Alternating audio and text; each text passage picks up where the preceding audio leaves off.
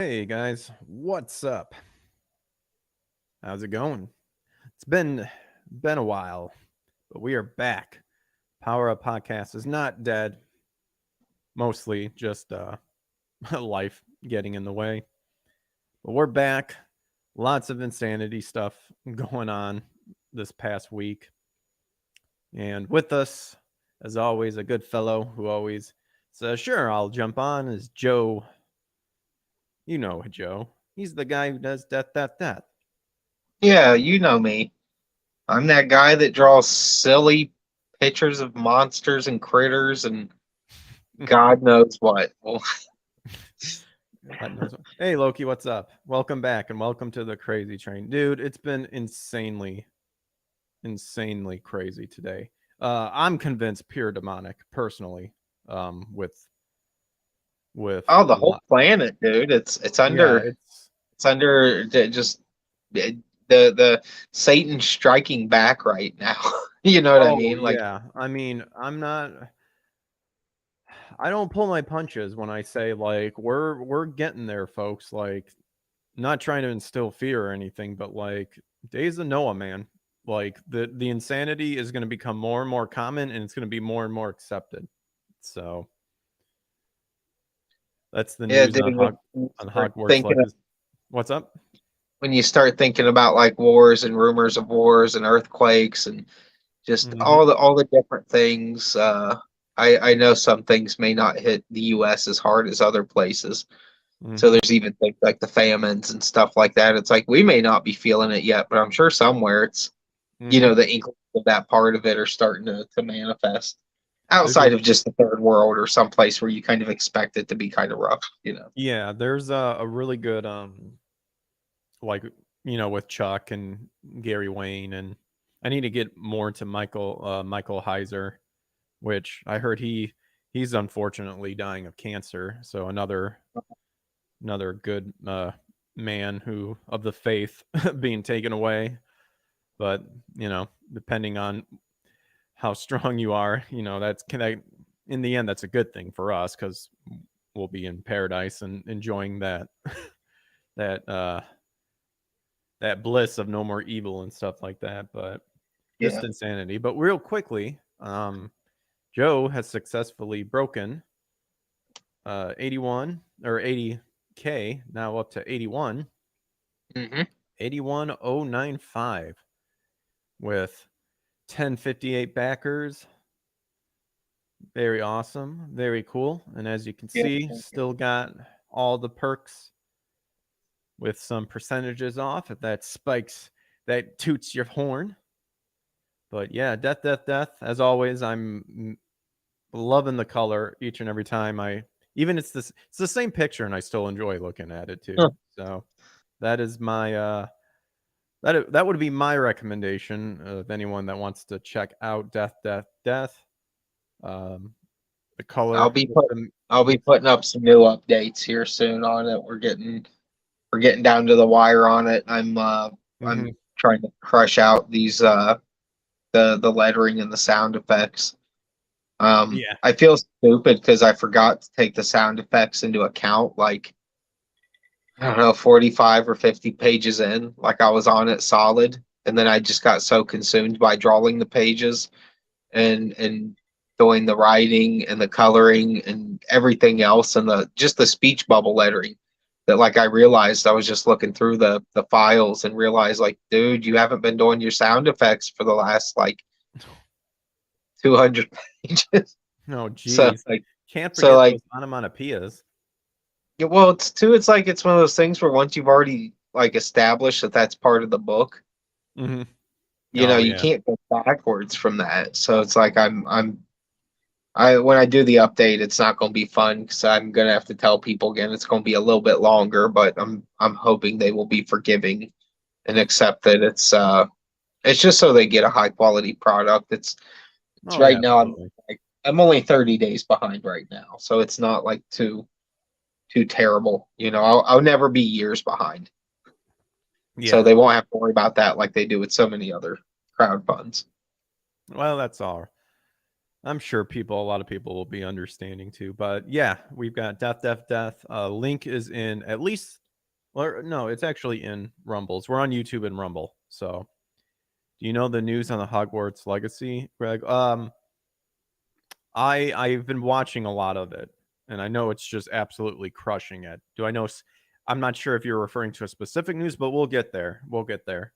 Because I do have some stuff pulled up. That is one of the topics we'll be talking about. I mean, pretty much just the boycott of Hogwarts Legacy, complete failure. You knew it was going to happen uh, because anything the woke mob says don't do, we do the opposite because they're stupid and we don't care about whatever problems they're projecting onto us.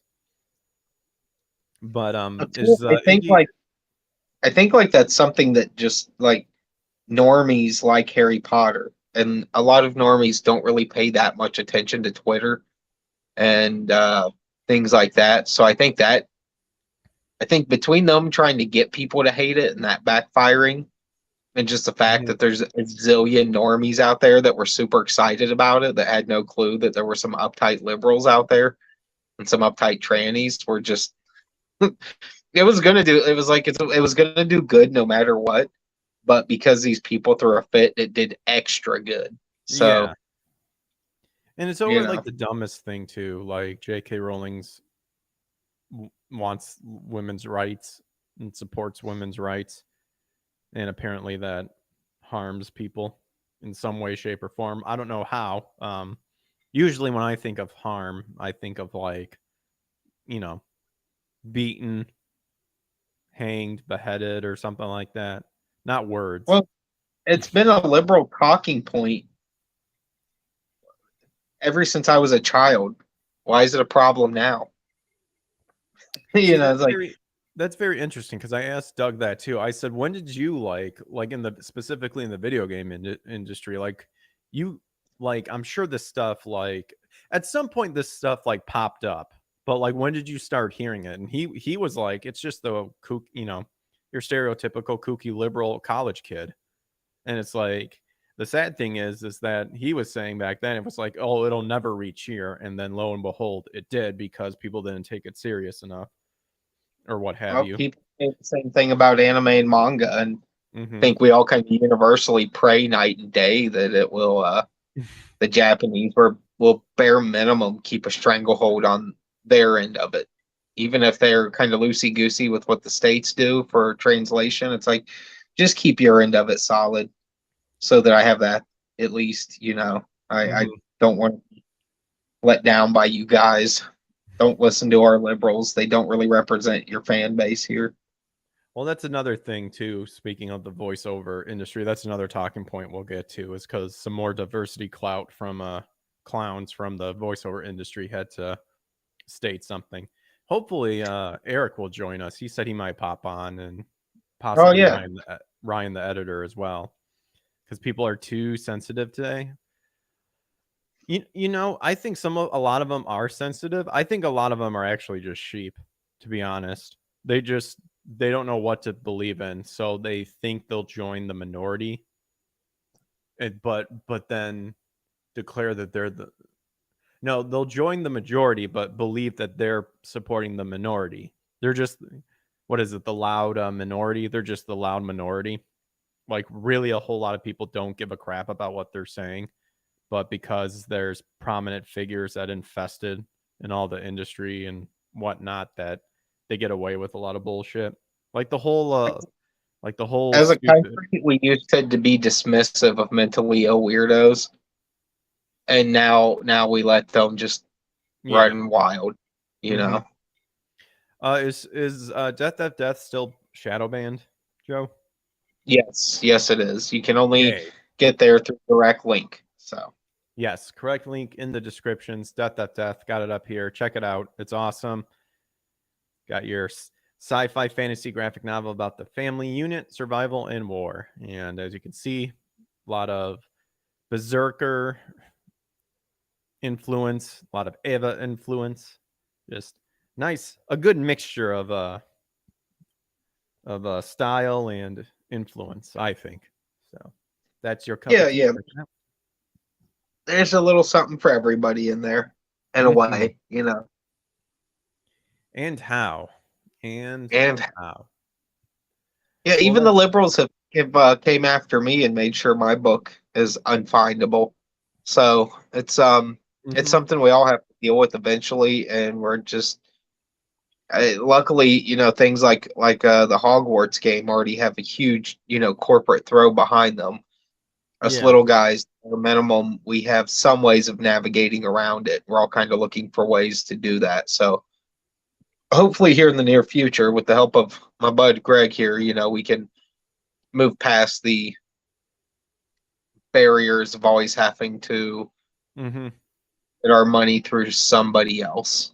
And hopefully, you know, once the website and that kind of stuff's really kicked off and we have that kind of stuff finalized, it'll open some avenues for us to figure out how to crowdfund through the website or do it hmm RIPA style, where it's essentially a pre-order, you know. So Yeah. a lot of exciting things to come despite this. I don't want to sound like a Debbie Downer. I actually think there's some good right around the corner. You Yeah, absolutely, absolutely. Always glad to help. That's kind of where the show was created because my best bud Eric, who may join us, like I said, um, felt the cancellation backlash, but he was definitely he's a strong enough person of the faith and whatnot to handle that sort of stuff. I know he was frustrated, but he could handle it. I think the Lord, knew that he could handle it. But yeah, this whole this whole insanity taking place. It's part of the reason why I made the show as well, just to fight against that. Also, but also try to remember the good days and connect with people about what they enjoyed in the past and nostalgic and all that sort of stuff. But also to talk about it's we've been talking. I have no problem sharing my faith and whatnot, but I think that's another thing that's slowly evolving about this show is calling out the demonic insanity, the supernatural insanity that's happened and taken place, because there is an insane power behind it. And uh, while I ultimately not be able to stop it in that sense, uh, you know, at least be aware of what's happening, whatnot. Wait, Loki says, I have one thing to say about what they do to you, Joe. Avada Kedavra. Oh yeah, that's the thing. I'm sure, Joe, you've been super busy and stuff like that. Like the newest thing is like they're complaining that people are spamming their chats and stuff like that. Like saying Avada Kedavra, which is like a lingo term to be like and transphobic or what have you. But the do you know what the spell is? That spell is specifically? No, I mean, I remember stumbling across, not necessarily seeking it Mhm. out, but some research on all these old terminology that have now just become kind of like goofy, Mhm. nostalgic, like abracadabra, like Yeah. that literally has like a real background. So in the book, there's, let's see, I believe 4 killing curses, and the one that you know Voldemort is known to, in lack of better term, spam every time is Avada Kedavra, which is the killing curse. Like you kill someone, and they're Okay. all upset and sad and Everyone's mad about yelling it this. because people are going in their chat saying Avada Kedavra, and of course they're saying it as it's like transphobic and stuff like that. And I'm surprised, like from what I've read, I'm surprised no one has caught on the fact that pretty much when someone does that in their chat, they're pretty much saying die, which I think is Yeah. funny because once we've all said it before, so whatever. It's Here's like the thing, like they forget is there's 3 of them. as human beings, Oh, we're literally allowed to dislike anybody we want for any reason we want. Like there's nothing wrong with that. So, if they don't want people to say that to them, they should maybe try not being insufferable, obnoxious, and irritating hmm 24 hours a day. You know what I mean? It's like you're yeah. giving me good reason to dislike you. It's not like people just dislike you because you're a fucking mentally ill, crazy person. See, We and this all know some mentally ill, crazy people, and we don't hate them. we just understand their problem and try to deal with it as best we can. But when it's down to like Hmm. people that want to mutilate children and molest children, yeah, I'm sorry. There's lines in the sand, people. Oh, absolutely, absolutely. And that's the thing. I mean, even the Supreme Court has stated like there's no such thing as hate speech, but like y- by making such a fuss over retarded shit like that, like you're giving power words that you should just laugh at because it's like who cares sort of thing. And Well, they're it's just making it too easy. It's yeah, like if they're also some dude you can't stand tells you he hates little Debbie cupcakes, you're gonna intentionally, because he's super annoying, start trying to give him little Debbie cupcakes just to annoy him. dude, You know, Debbie it's like, cupcakes sound delicious right now. I wish well, I they are wasn't on pretty mute. bad. I only know the meme of Avada Kedavra. Is that the one where you pick up like little stuff and do the? I know that one. I know that one was like a TikTok thing. You told me something I didn't know, Greg. Thanks. You're welcome. You're welcome. See, because it's hilarious. And if you're specifically referring to about the hate speech thing, yeah, it's non-existent. It's a made-up term. Cause you know what? There's been plenty of times you've jokingly said to your friends, like you know, it's like, oh, you asshole, I'm gonna fucking kill you for that, or something like that. You're not gonna go out and do it. It's only when you actually go out and do it, then it becomes a problem. But why don't we go Well, ahead and we'll jump into this article that we brought up here. And this was something that other people have covered and stuff like that. And it's actually a very good reason. Once again, kind of the reason why I started the Power Up podcast, and also something to where conservatism specifically has failed when it comes to you have failed this city, but specifically about like the entertainment industry here. And so the big huffle thing is the Grammys, and that satanic bullshit. I didn't really look into it like that much, like actually watch it because I don't wanna. I've seen enough clips of it and it's retarded. But Bounding into Comics made an article here saying the satanic Grammys are a blunt reminder of conservatism's complete failure. And celebrities in the music industry proudly put on a satanic performance at the Grammys this past Sunday, and their media allies subsequently mocked anyone who objected it. This is just the latest event that shows how thoroughly progressivism has defeated conservatism. And this is something I've been saying a while, and I partially do believe as well as followers of Christ. We approach the entertainment industry, well, not we, because I don't, but I think a lot of people don't approach the entertainment industry in a way that can reach out to people and whatnot. um, One of the main things being is that for example, like the satanic panic, like way back, like even with the Harry Potter stuff, I remember when people are like, you know, it's demonic going on, you know, Dungeons and Dragons, yeah, Pokemon sort of thing. We're at a point where conservatisms need to realize that a lot of reach and a lot of and an area to where you can reach new people and stuff is actually in the entertainment industry. And if you're going around telling people that what they're enjoying or what they're doing is demonic and stuff like that, you're gonna be turning away a lot of people.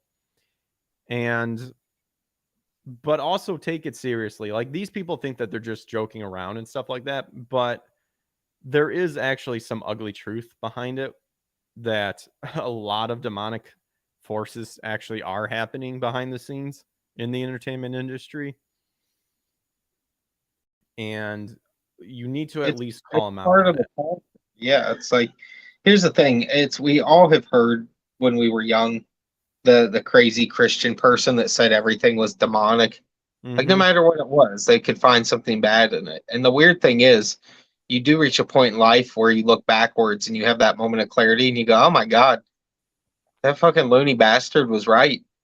Like literally everything is demonic, everything is esoteric, everything is filled with um, um, undertones to confuse you and make you unsure and make you uh, I don't know. It's one of those things where it's like, Hmm. yeah, you can't go telling everyone everything they like's demonic, especially if they have zero context. And B, it's not fair to people that don't worship something.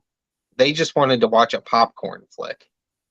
Like Yeah. I really think too, like we have to be reasonable at the same time. Like, yeah, I see all the issues here, but I can't Hmm. address a norm that way because they don't even have like they're not even a step one, with that. To them, it's a totally different, more simplistic thing. So it's Yeah. tough, but And people do see stuff about the entertainment world. That's really what starts to open their eyes. I've noticed it's things mhm. like this Grammy show. It's things like Super Bowl halftime shows that are super fucking weird, and all kinds of weird things and ongoings, and even the fact that we had there's an earthquake in a very like nostalgically Christian site in Turkey where a lot of the apostles spent a lot of time and um Oh yeah. you see these videos of these giant hell-like nuclear fireballs coming out of the ground over there, and it's like, was this really an earthquake? Giant eyeball-shaped clouds literally floated over dead center. They showed the danger zone. It was literally the shape of the Egyptian eye. And literally the day after this happens, they're celebrating Satan on the Grammys as if they're celebrating this, something that's happened on this planet. And it's just all that kind of stuff. Some people just don't see it that way. And then there's guys like me that's like, I'm sorry, there's no chance this stuff is coincidence. If it happens all the time, it's not a coincidence. That's the problem. Is it happens all the Hmm. time. It's if you look at the occult holiday calendar, you realize that and it's the sad depressing truth, but there's literally sacrifices and old school shit you would think of in the ancient times Hmm. going on literally as we speak. Somewhere there is something terrible happening in some woods right now, and it's all fucking lawyers and judges and the last people you'd expect out there dancing around naked smearing peanut butter on themselves. So it's just one of those things where it's like Hmm. that's when you start to get through to people when other people are faced with the reality that the most rich, high IQ, most successful people on the planet are all obsessed with hating Jesus and Christianity specifically. No other religion even taps Yeah. their radar. And they all partake in occult activity. Like it's Hmm. not unusual at all. In fact, And some of them brag about it. And it's like, yes, America needs to get back to just assuming these people are fucking weirdos and not trusting a single one of them. yeah, and I think, but I also think that a lot of people like you'll have. It's one thing to be that cuckoo nut job, but like says a lot of stuff. I mean, for us, scripturally based. If he's quoting all that stuff and a lot of stuff that's happening, then it's like very interesting because that's the one thing. That's the one thing. That's one of the many things about the Bible that tells it to be true of this world is the Bible has predicted stuff and it's come true. Yeah. It's the only religion out there that has successfully done that. Every other religion has failed. Um, it's one thing, but I do also think that we, I do think that there's untapped potential in the entertainment industry that we, as for lack of better terms, conservatives or Christians or what have you, that we can do better to win people over into showcasing that like we can provide entertainment and not be that person that constantly is like it's demonic, it's this, it's that. Roxy Hawkins says hi. Hey Roxy, what's up? Um Well, conservatives are notoriously bad at artwork and creativity and mhm, anything within that realm. Therefore, almost every form of entertainment. And I don't want to say it's like they can't do it. It's like just a lot of them are too fuddy duddy to see the value in it. mhm, And unfortunately, it's like outside of like some of the stuff Daily Wire has done, there really isn't anything out there that's that a normie is going to take seriously or enjoy. Mm-hmm. It's like, Yeah.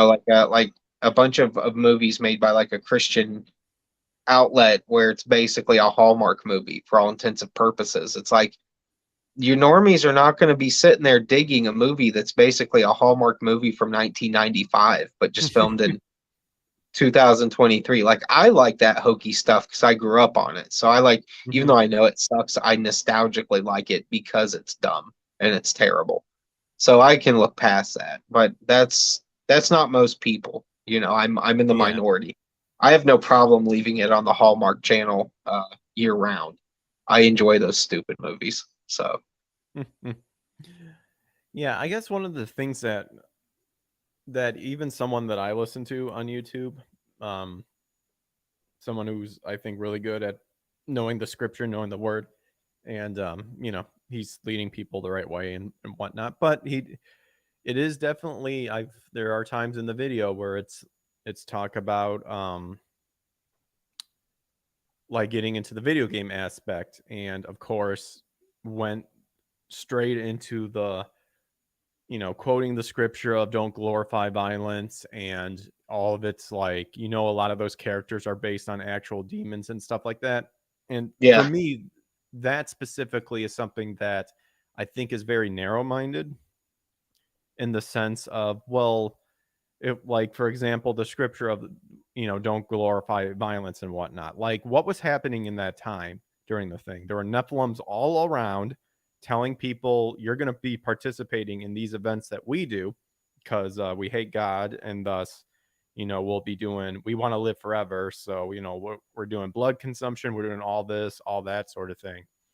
yeah. And revel in destruction. And you either do what we do, or we're going to kill you, and then therefore contaminate everything and mix everything together. That's what's happening in that time. It's it's one thing to where, and it was a quote of like the, Grand Theft Auto like sort of thing, where it's like, oh, you can just kill hookers and all that stuff, which it's funny. Like, I won't lie, it's pretty funny. But it's not like you're reveling in the insanity of, like, the games are like tricking you into like going out and doing that stuff. It's like the argument of saying video games like influence like mass shootings or something like that. There's been plenty of studies that showcase that that's not the case at all. It's always the person. If they're twisted and demented, it doesn't matter that they played violent video games or not, or what have you. It's just them, And I think They're that's mentally something. ill in the first place. Yeah, there's Hmm. thousands, actually there's millions upon millions of normies Hmm. that play video games that are some of the most graphic games ever made, and they're perfectly normal sound people when they put the controller Yeah. down and walk away from it.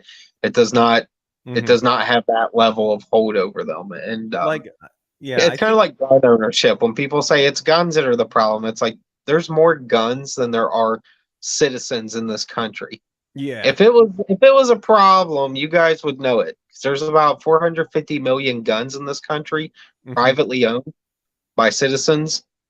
And if you look at the numbers of crime, no matter if it's gang crime or it's illegal, or if it's the gun wasn't legal, it doesn't matter. You can eradicate all that, and it's still not even 1% of the amount of people that own guns. So video Hmm. games are the same way. It just doesn't stack up if you compare the number of people that play to the number of incidents with crazy people that also play. The Hmm. scales are going to tick towards normies can handle their video games. Just leave people alone. You can't change Yeah. everything in society because you want to let crazies run rampant, not ever hold them responsible. Yeah, it's just this for me, it's just this, not it's not like the person who created, like, Hidekiano, for example. Like he specifically stated he uses Christian symbolism and whatnot because he just thought it looked cool. Oh, that's Yeah, something else. Oh, that's something else we should do, Joe. I forgot to send it to you. My friend sent me this video about pretty much what we're talking about right now, except it was with anime, and they talked about Ava. And I watched a little bit of it yet, and I couldn't, it was like strugglesome because they're reaching far out there. And it's just Yeah, like, oh my gosh, you guys just do not understand. It's to me, again, it's like when kids, they're like, it's like, for example, with kids, where like obviously when it comes to like consent and stuff like that, they don't know the concept. Like, that's understandable. But kids aren't fucking stupid, sort of thing. yeah, It's the same thing with, I think, in the entertainment industry of like, not everyone that like maybe uses some elements of where you could trace it back and there be demonic influence and stuff like that, or what have you, or it's not like they purposely made it to like trick people into like like participating in some weird ass thing that like damns their soul forever, sort of thing. yeah. I agree. There Like is it's I'm people that need to know cultural relevance before they go yeah it's accusing Japanese the same of something in mhm, America, where a demon in Japan can be very like low level nonsensory, and mhm. in the States to a Christian in the West, that word has whole different meaning. Yeah, like I've read Inuyasha. That's all about demons. Like, am I going around looking for demons? No. Like, cuz one, I'm not fucking stupid to do that cuz you don't want to. Uh you don't want to invite that sort of insanity into your life because why Yeah, would you? And I think that's something that conservatism, or just in general, of you can provide that sort of stuff and not have it be like, well, you can't enjoy it because it's satanic or something like that. Like, there's a well, they need to start taking things back too. Like a big part of what I do with that is mhm, it is filled beginning to end with um esoteric imagery, ideas, mhm, um, numbers, shapes, holy, sacred geometries. It's all this stuff that originally was the Lord's and got perverted.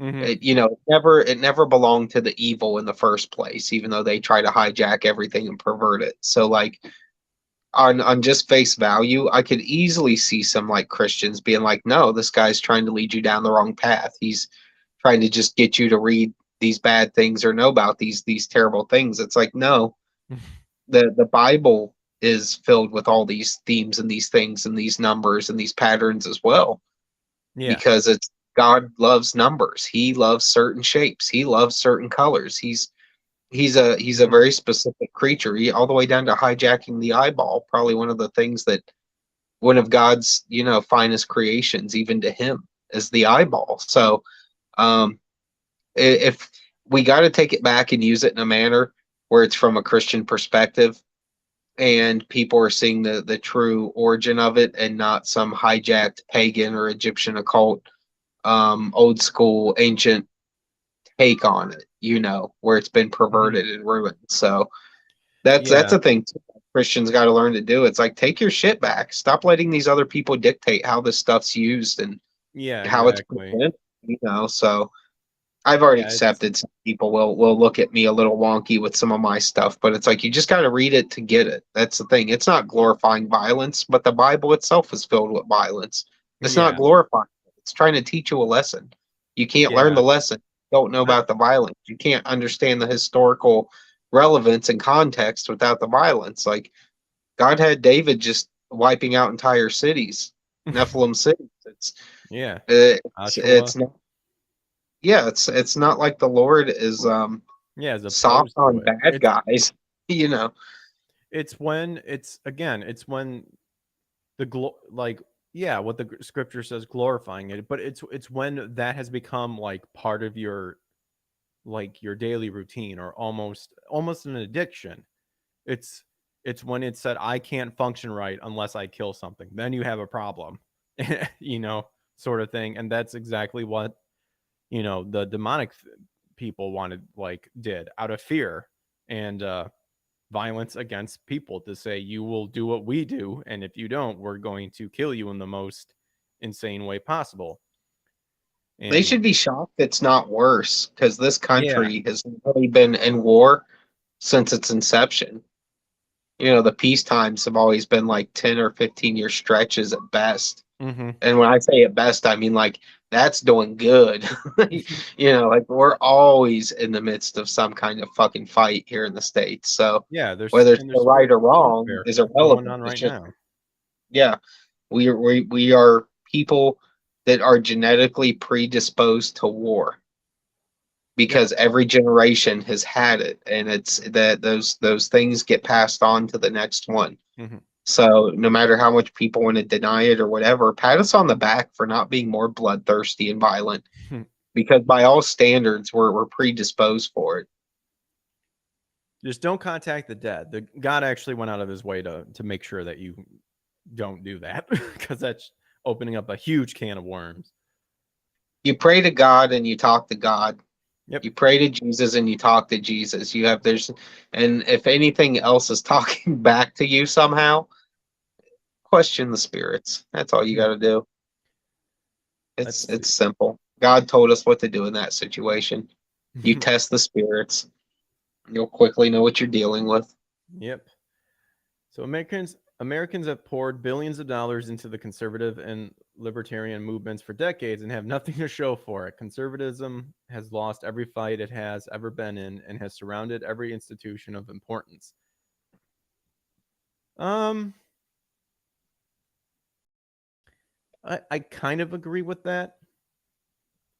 I think I think it's still just a tug of war and like they need to tug harder and not be I think pushy since about it. Bush era, it's been excessively bad. Yeah. Like you realize like there's always the bulk of Republicans Mhm. are going to just toe the line and be limp wristed like there's nothing they can do. And it's Ah, the you know Tim Pools of the world. yeah, it's basically that's been Republican Congress since I was in high school. Like, yeah, there were some outliers, there were some good dudes here and there, some good gals here and there, Yeah. but overall, it's just been, oh no, we had to vote with what the other guy wanted, even if it's with our guys. You can tell it's like they're just each picking parts of the Constitution to tear up. Well, You know, well, that's the thing though. They're all in the same blood orgy. That's the thing. yeah, They're all yeah, into it. they break bread after every day Yeah. after Congress. They all go to the same restaurant, chuckle about shit, hop back on their private jets. you know, Yeah. these people are getting paid out of our pocket, insane salaries for doing much of nothing. Okay. This But, like, says in I'll this say this: I don't feel represented at this point. I haven't felt like I've been truly represented, even down to the local level, for Yeah, 20. I never really felt like I voted and I know that like I would, I have an opportunity to share my voice and whatnot, but I never felt like you never felt truly being represented correctly, sort of thing.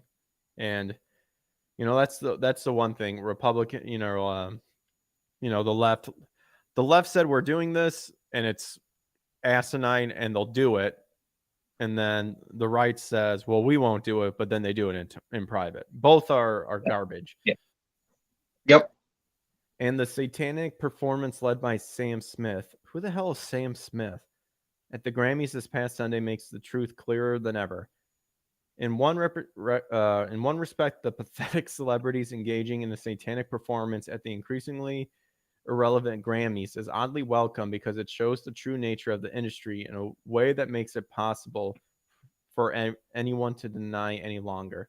Well, I always knew there was some like craziness happened. Like if you paid attention to like 90s, 2000s, and then late 2000s of where we're getting. Well, I guess no. I guess we're still in the beginning of the 2000s, but Still, well, you can see the progression. yeah, you can You see know, the progression in it and realize that. See, and the thing is these people probably think it's like, oh, we're making fun of them. How again, immediately makes me think of the meme, the left can't meme sort of thing because they think that they're getting like the one up gotcha on you. But one, it's not good, and two, you do realize that you're you're a pawn, right? Like, are you that retarded in thinking that like, oh, this isn't. It's like, we're getting them good because we're being all satanic and stuff. And it's like, wow, that's exactly what the demons want you to think. You, you damn Well, that's weirdo. the thing. They think they are getting someone good, and it's like they don't realize that Mm-hmm. we're not angry because something made us mad. We're disgusted by them. Yeah. It's like, no, it's not anger. It's just we're utterly disgusted by your presence. You're terrible, gross people. You're No, I take encouraged mine back. terrible, gross Mine's pure things. rage against these people. No, I'm I mean, just mine kidding. is too to some degree, but it's like at the same time they have to realize it's kind of like Mhm. when a teenager smarts off and thinks they're so slick after some generic ass thing you Yeah. heard being said 20 years before they were even born. It's like you're trying too hard. You're trying too hard to sound cool and sound Mhm. smart, and it's not working. You still look like a retard. So go Yeah. ahead and come to the Grammys dressed and acting like Mhm. weirdos. You're not impressing anyone. We're all laughing at you and making fun of you the whole time. You're just in a bubble in LA. You don't realize that normies think that you're a bunch of mentally ill, disgusting pedos. Mhm. And That's obviously kind for of us, like, because we're people of faith, like we see beyond like something like that. Cause the Bible, trying to keep up in the word and stuff. Like it's stated time and time again, we're in a spiritual warfare battle. So like it's like you said, it's like it's disgusting, but yet it's like there's more like disgust to knowing what actual powers are happening behind it because the Bible says it's going to get worse and worse. Of in a course, these lot of ways people. I'm embarrassed for them. It's like you guys don't realize like we're embarrassed for you. You're not shocking anyone. You're just you look sad and attention starved and pathetic. I It's wouldn't. it's not impressive I anymore. mean, It never me was. personally, I'm not embarrassed for them. I just think it's a big fucking waste of time. It is, but it's like you guys aren't like you're the desired effect that they want they are not having, even if they think that's what they're having. Yeah. You know. No. But Yeah. it's It's also it's. it's one of those things where we both know this how the story goes, the beginning and the middle and the end of it. Hmm. And we both know that it's we're just seeing the birth pains.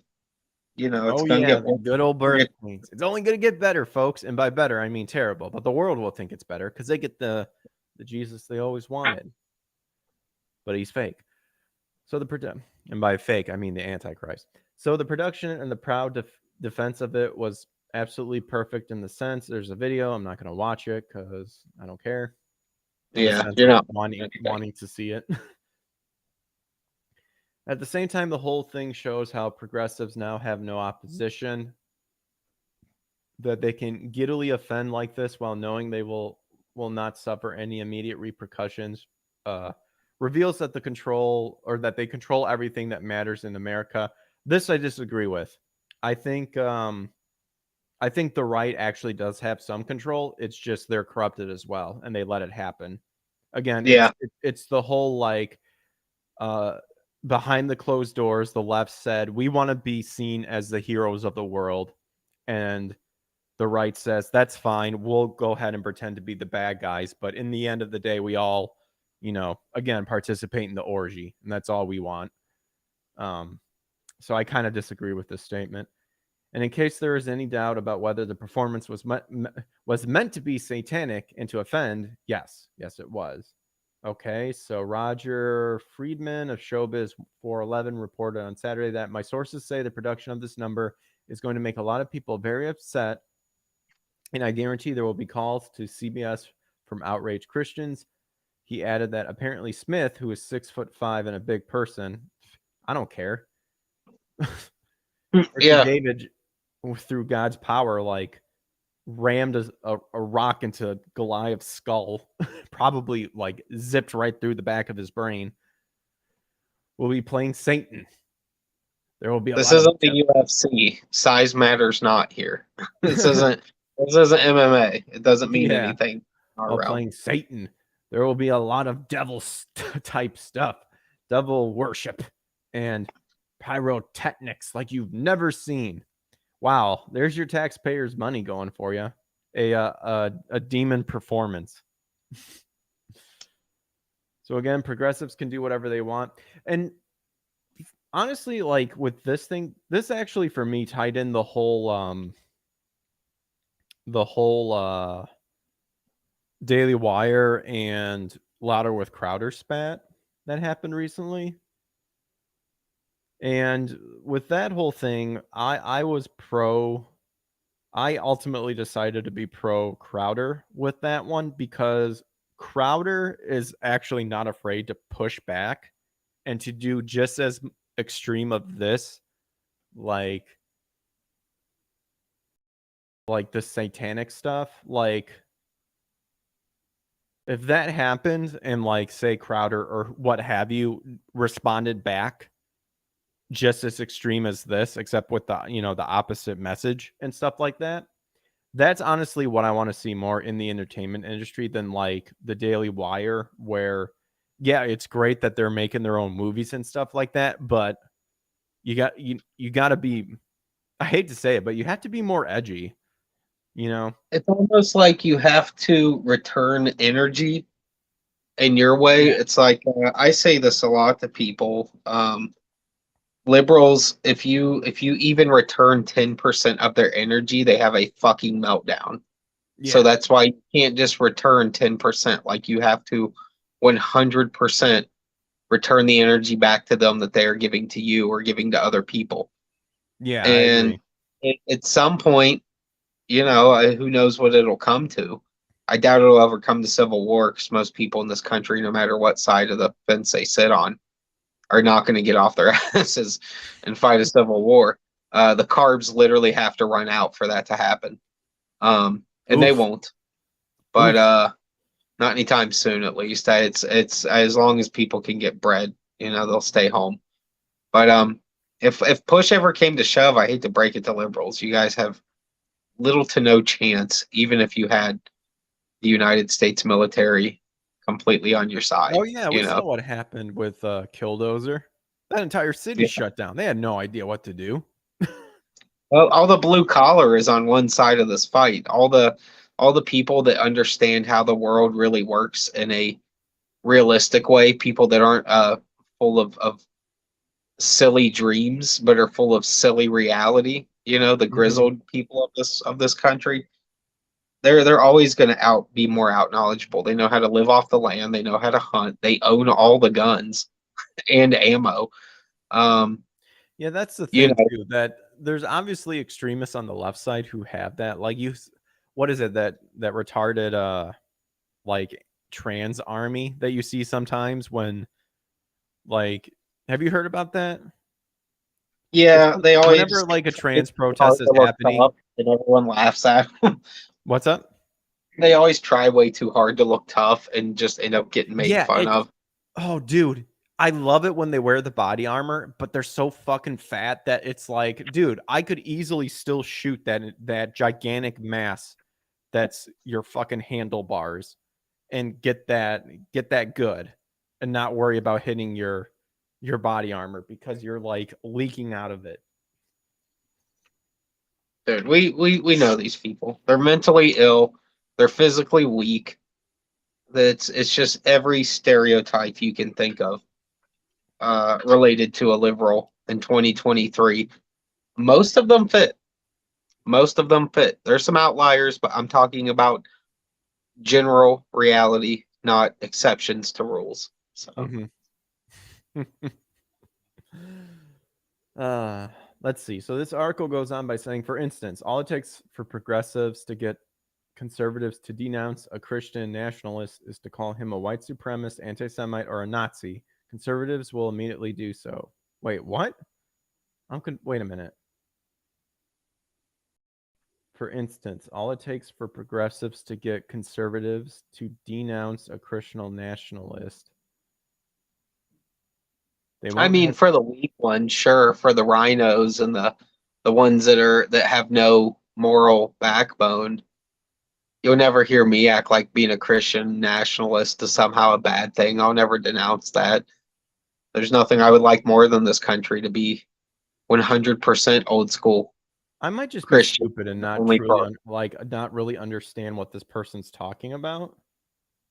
They're saying basically, I don't know. even the a conservative, all you have to do is accuse them of being racist, essentially, and they'll denounce the very things they say they're for. Oh, I You mean, know, it says I that would. they easily back down and are easily intimidated into just cowering. Oh, I mean, I would just call him a fag and then just move on because Well, I mean, yeah, but I mean, it's a general statement that I would say applies to your limp-wristed Republicans for sure, but it's not really representative of a person that's not a politician. okay. Okay, You I know, you're guess. not going to see a bunch of Trump voters going, "Oh no, they said I'm racist, so I'm going to change my mind about things I think that are obviously not racist." That won't happen, you know. Okay. That makes Yeah, sense. I don't Mitt know why I Romney was has having been, such a hard but time understanding that statement because I'm like, it just sounds so fucking stupid. they just worded it strange. It's just not written Okay. well. Okay, I thought that was just me. Although I did finish my rabbit hole, which was straight bourbon whiskey. It was delicious, but Yeah, his eyes are wobbling a little bit. It's all right. they won't He's seeing hesitate. double. Wait, what? To Greg seeing double right now. He's like reading. He's like, "What is Oh these no, spinning we're words?" not there yet. Well, we can't get there anymore because we're out, and I can't. It's not like I'm gonna go run. Hold down the fort, Joe. I gotta go to the liquor store. I've seen it done a lot of times on streams. You'd be surprised how many times I've seen people be You like, honestly "Hold it want to down, I'm know? running." Like, I immediately said that, and I just sat there waiting for you to actually say probably something along those lines, and sure enough, you did. So I'm like, I'm not surprised. Yeah, They'll just I can't tell you mindlessly. how many times Cecil's dipped out on a live stream to be Oh, like, Cecil. "I gotta run up to the store and get some beer. I'll be right back, you guys." I'll be right back.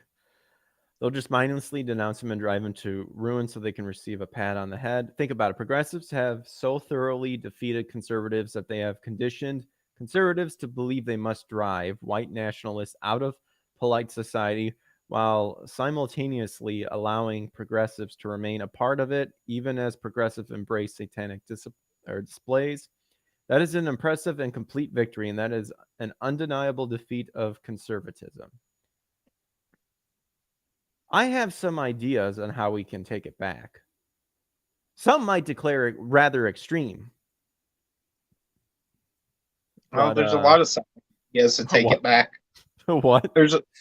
There's a lot of solid ideas to take it back out there. It's just like the people with the bulk of the control and the sway. Like it's here's the catch, and this is the easiest way to put it without getting into some big drawn out explanation. Bad people seek power, good people don't, and that's going to be the biggest issue is good people have to force themselves to participate in something they have no interest in.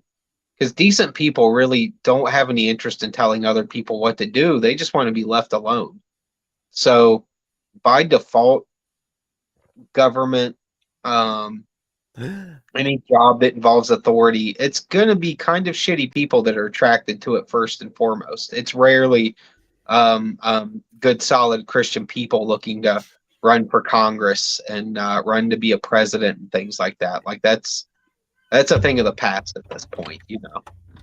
Speaking of a thing from the past, my boy Eric. I don't know. I don't know if that was a good transition. Old as shit. Yep, that's right. It's my Back boy in my Eric. days, hanging out with old Daniel Boone, and I got Ollie. Say hi, Ollie. Ollywog. Look at that. Look at that puss. Speaking of boomers, Mm. be like, "Whoa, buddy, that. I was born in the '70s. Chill out." Nice. What up, dude? Not much. How are you gentlemen doing tonight? Oh, I got some whiskey in me, so I'm doing all right. Oh, Yeah, doing all right, man. Yep. Very. Oh, get out of here, Ollie. Get out of here. Very nice of you to stop by, guy. Pardon me a second. Sorry for that interruption. No, I'm glad to be here. Thank you for sending me the link. All right, get out of here. Go on, get out of here. dude, cats. All right. He'll I probably keep sit out there telling at the door and people, howl. Oh, you got to become animal haters like me. I see animals as food, and that's it. and that's it. And I think that's partially because I'm getting too old now. Like I used to love animals, and like now I'm at this point in life where like I hate the thought of ever having to take care of another animal ever again. Like even Just my own pet. When I look at my dogs, I don't see like sweet little puppies anymore. I see two stupid dogs. Like they're cute, and they're adorable, Oh, but they're just dogs. And like cats are just cats. Like I don't have any emotional attachment now. Like all sometimes I'll look at my dogs and I'll be playing with them and trying to make them enjoy their lives while they're here. But in my brain, I don't say it out loud, but in my brain, I'm thinking, God, I can't wait to go dig a hole out back. Like, are you guys just going to live forever? I just want you to be dead already so that we can get this over with. But I'm not going oh to my kill you. gosh. You're cute, sweet little Like- animals, but let's just like the get this Ron over with. Swanson approach over here. Like when they bring him out a salad as the first course of the meal, he goes, "What's this? You give me Yeah. the food that my food eats." Oh, Exactly. man. How's it going, guy? It is going well. I'll be real honest with you. Today has not been the greatest of days. It was a bit of an arduous morning and a rough night. Little man decided that he wanted to wake up at 1:10 in the morning and just start raising hell, Oh having no. his little one-man rave in his bedroom. So sleep was rather elusive today. Oh no. That But sucks. I'm sort of limping up to the bar, as it were. Things are much better now. I got some lights installed in my studio, which now I get to be Looking one of the cool sick. kids. I have none. I have that lamp that you left But you got using those for my light source. awesome posters. Oh, other cool thing. So I finally have my locals page set up.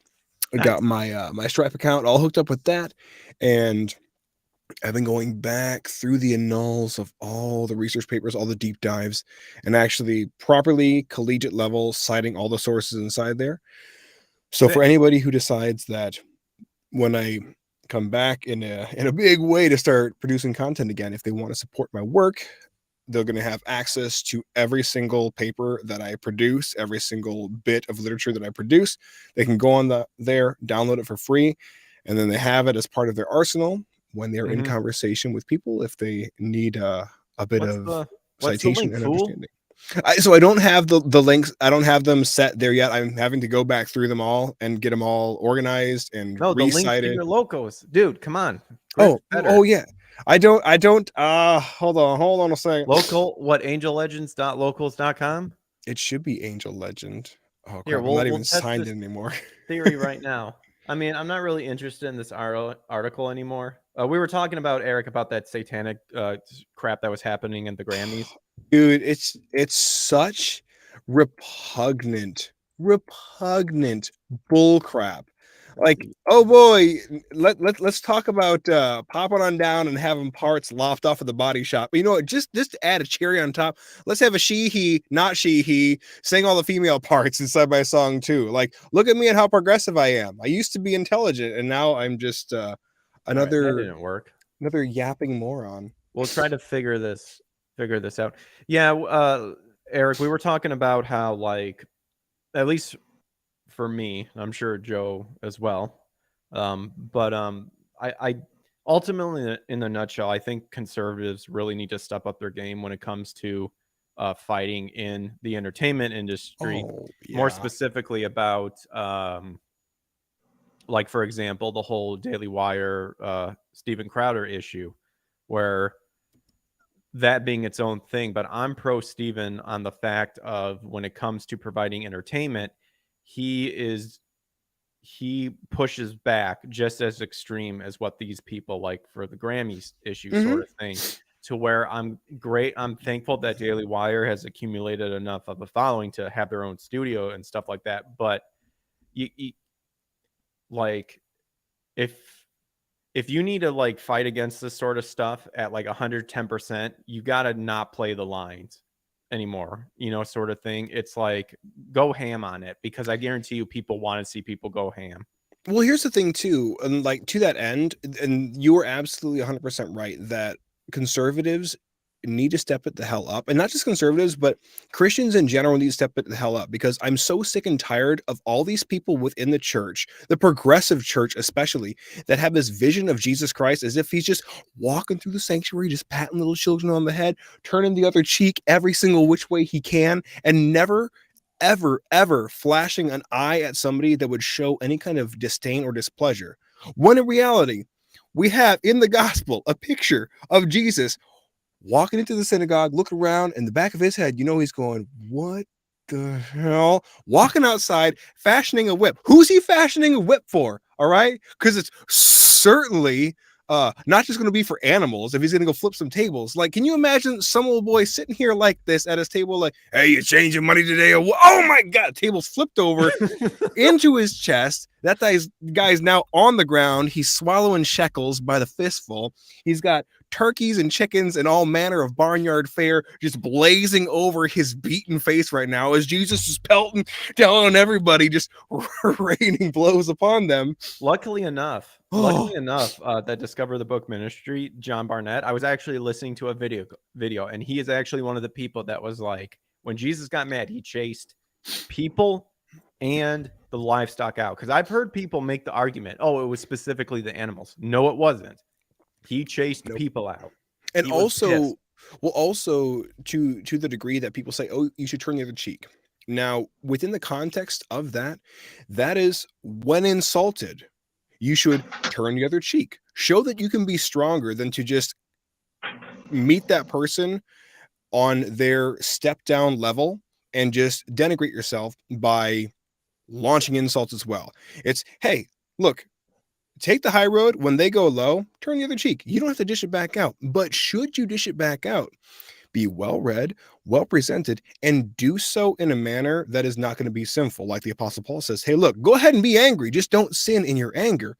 So, like, with the progressive church, with Christianity in general, and with conservatives, stop being so damn weak all the time. Stop sitting on your hands and pretending like, oh, no, we really can't speak harshly to that, because we don't want people to view us Christians as having an ill thought in our head whatsoever. Jesus wouldn't do that. No, the hell he wouldn't. The J-Man cursed out a fig tree, and then he went ahead and he wrote 7 letters to churches in the end times, 2 of which there's not a single good thing said about them. It was like, he was not above giving that stiff rebuke. And there is no virtue at all in being harmless. There is no virtue in that whatsoever. Be the most lethal and dangerous thing in the freaking room, but allow meekness to inform the way that you proceed, because meekness is that controlled strength.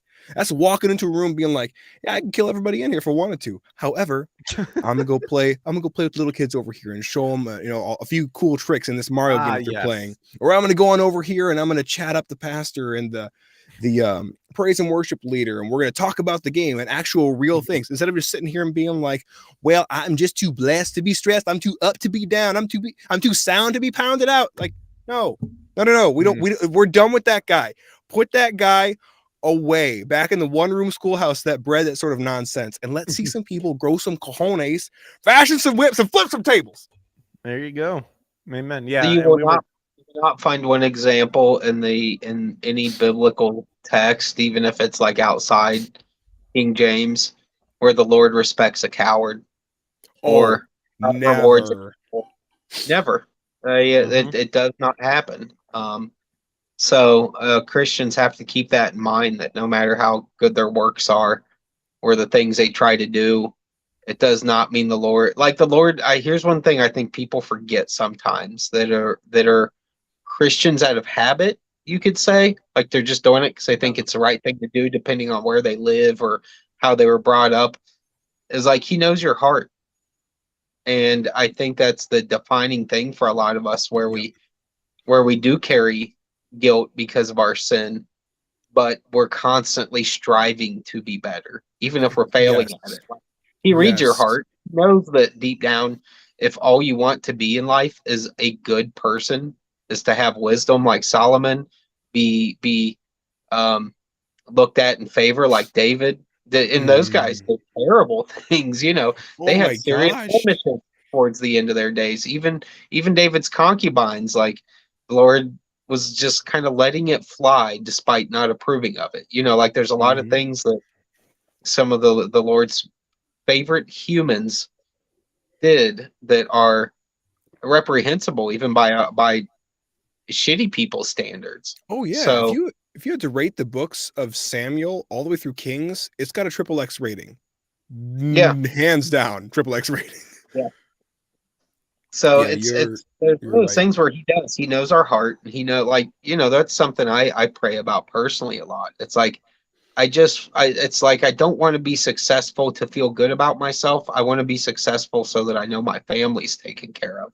So I know my kids have something substantial when I'm gone.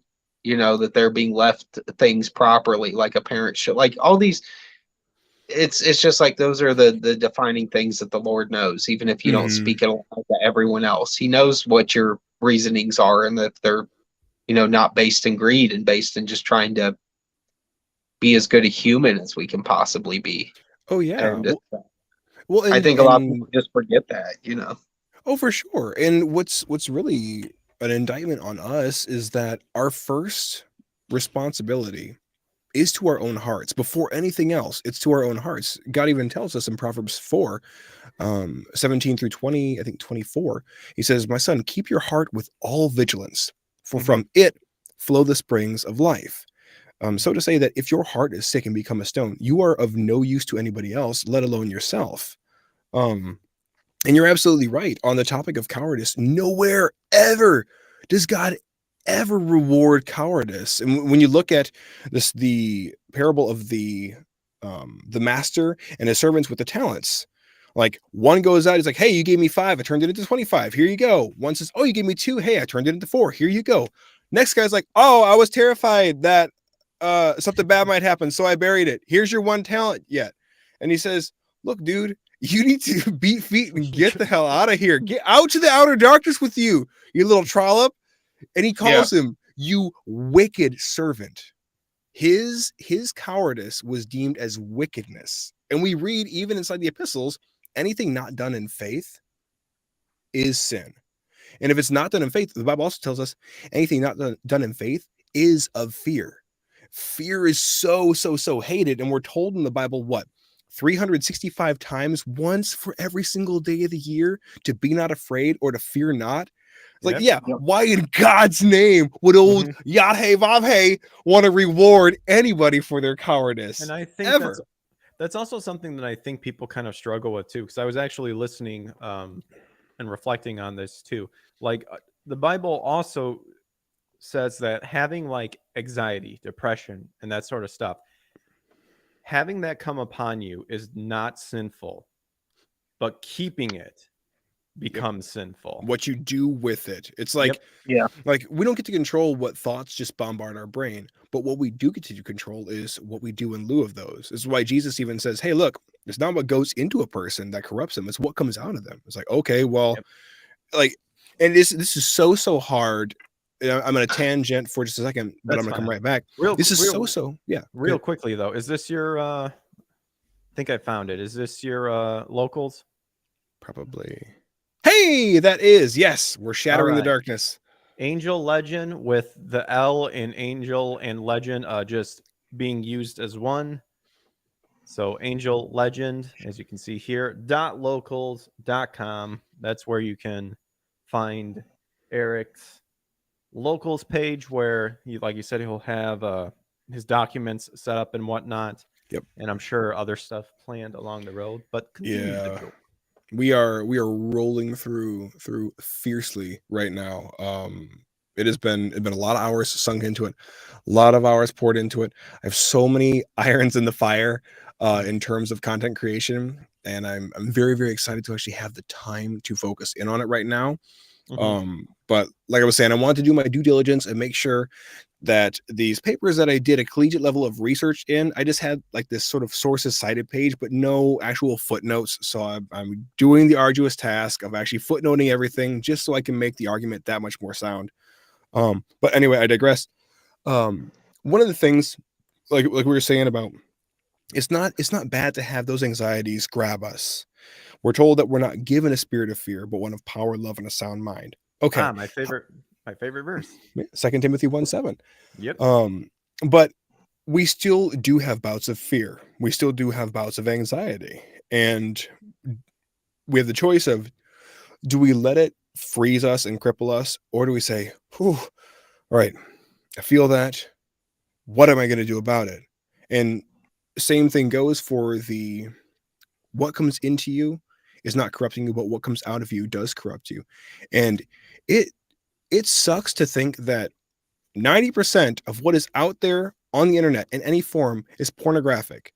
Like just scrolling through the feed on Twitter, you're liable to roll across any number of trashy, overtly sexualized or flat out pornographic images and or videos, like completely accidentally.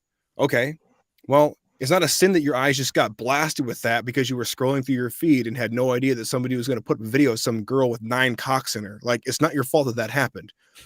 What you do now that's rolled past, what you do now to have that stumble upon me.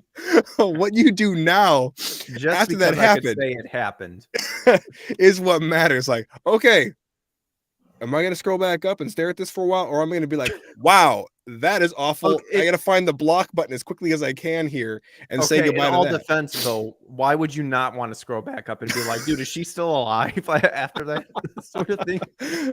Just getting octa-rocked over there. Oh gosh, jeez, my gosh.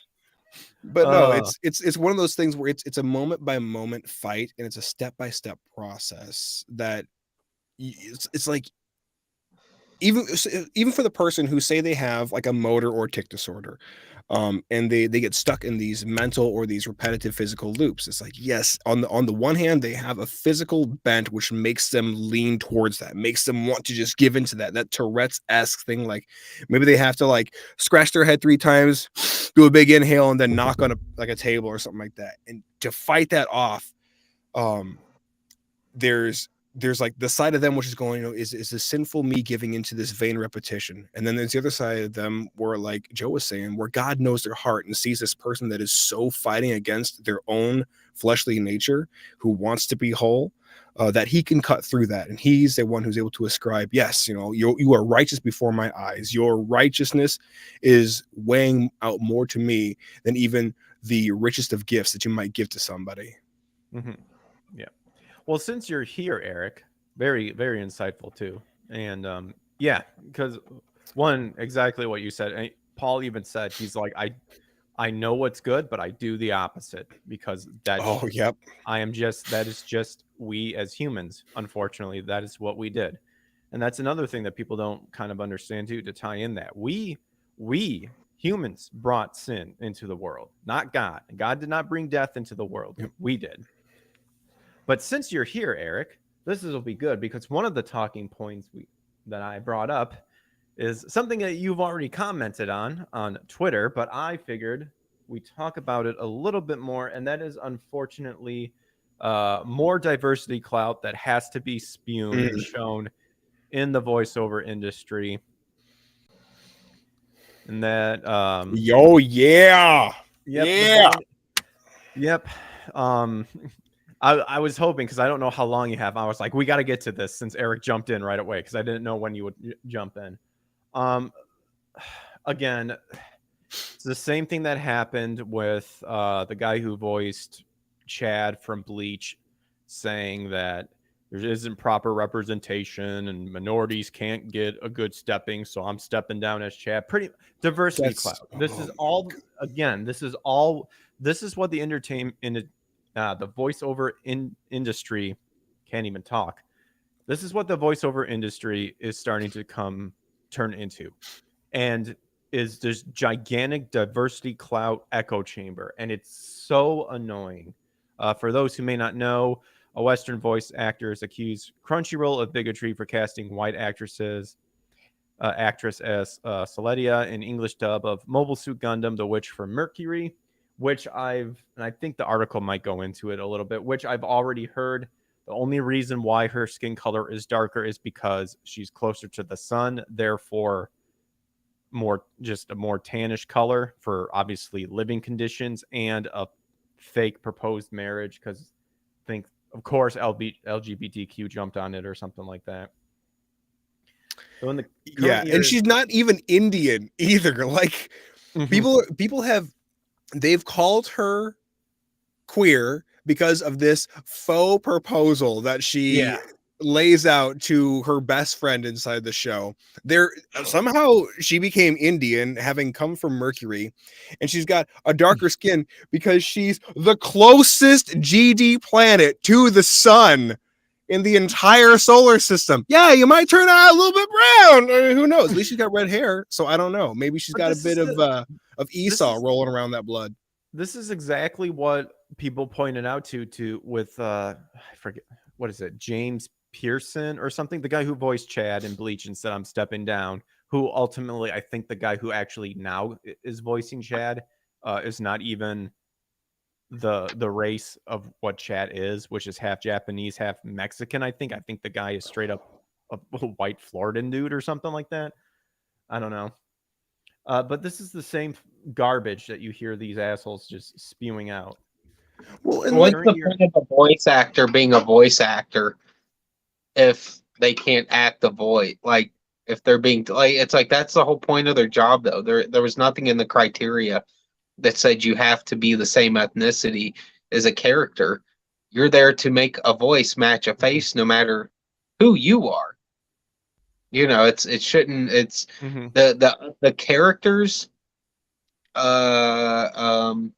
Superficial aspects have nothing to do with the guy that's just giving them a voice. It really doesn't. And especially in Japanese stuff, where a lot of the reasons they do things is just to find a way to differentiate a character because they know their characters look the same. Like no one takes that into account. It's like so many Japanese guys will say, "Why'd you make this character have blue hair in 1982?" He'll be like, "Because everyone already had all the other hair colors. Blue was just the only thing they hadn't done yet, and it was just a way to make the character stand out." You know, Joe, it's Rod. It's Rod. Losing sleep over voice acting roles going to minorities is such a first world problem. What up, dude? Where you been, man? We missed you. Yeah, it's unsound to me because let's okay, fine. Let's take that argument. All right, you got to be the exact same gender, nationality, and sexuality of any character that you will ever play. Let's take that to its logical conclusion. All right. So, within anime, within video games, the overwhelming majority of what you're going to come across when you see a show that takes place that is set in some either utopian or dystopian future, if we're going to go down sort of like the Akira, the Fist of the North Star, the Basilisk-esque type of genres, is you're going to run into monsters, and you're going to run into lots of aliens, and you're going to run into lots of paranormal type creatures. All right, so what are we going to do? Into an Akira? Oh, an Akira? What are we going to demand then? Are we going to demand that, hey, that go, yeah, what are we going to demand? Are we going to demand that now you've got to go get plastic surgery so you look just like this boar man with tusks that are curling up over his eyebrows before you can play this role? Are we now going to demand that, hey, you better be a goddamn talking dog if you're going to play the role of this talking dog in this show? Or better yet, you're going to play Satan himself in Dante's Inferno 2, which I hope to God comes out. Like, what do we gotta do? Do we gotta go tap Beelzebub himself for the role?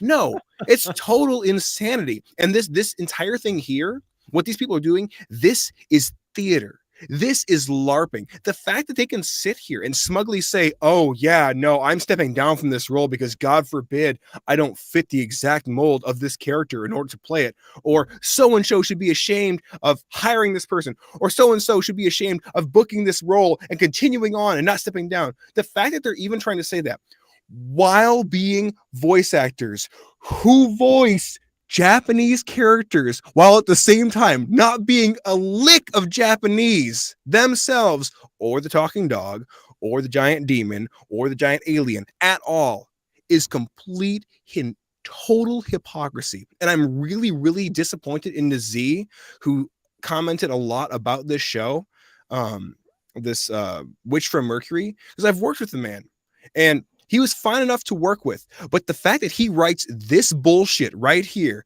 I go back to that tweet there. It pains me to write this on a day that should be filled with nothing but celebration and admiration toward my peers, to feel as though there is a corporate flyer with a risk assessment eval stating how much one can get away with before receiving an inordinate amount of backlash. Go to the next one, Greg. And then to say this here. Say anything. Then to say this here.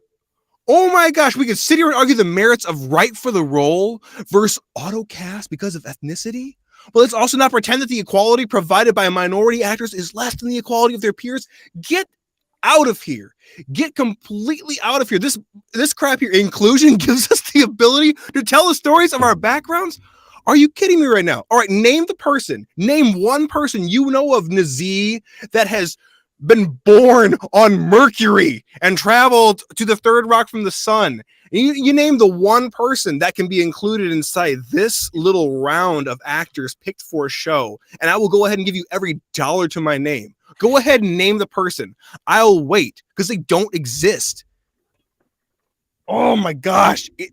Elon Musk exists, dude. I hate to break it to you. He's been to Mars and Jupiter. Oh, born on Mars, I say. Born on Mars.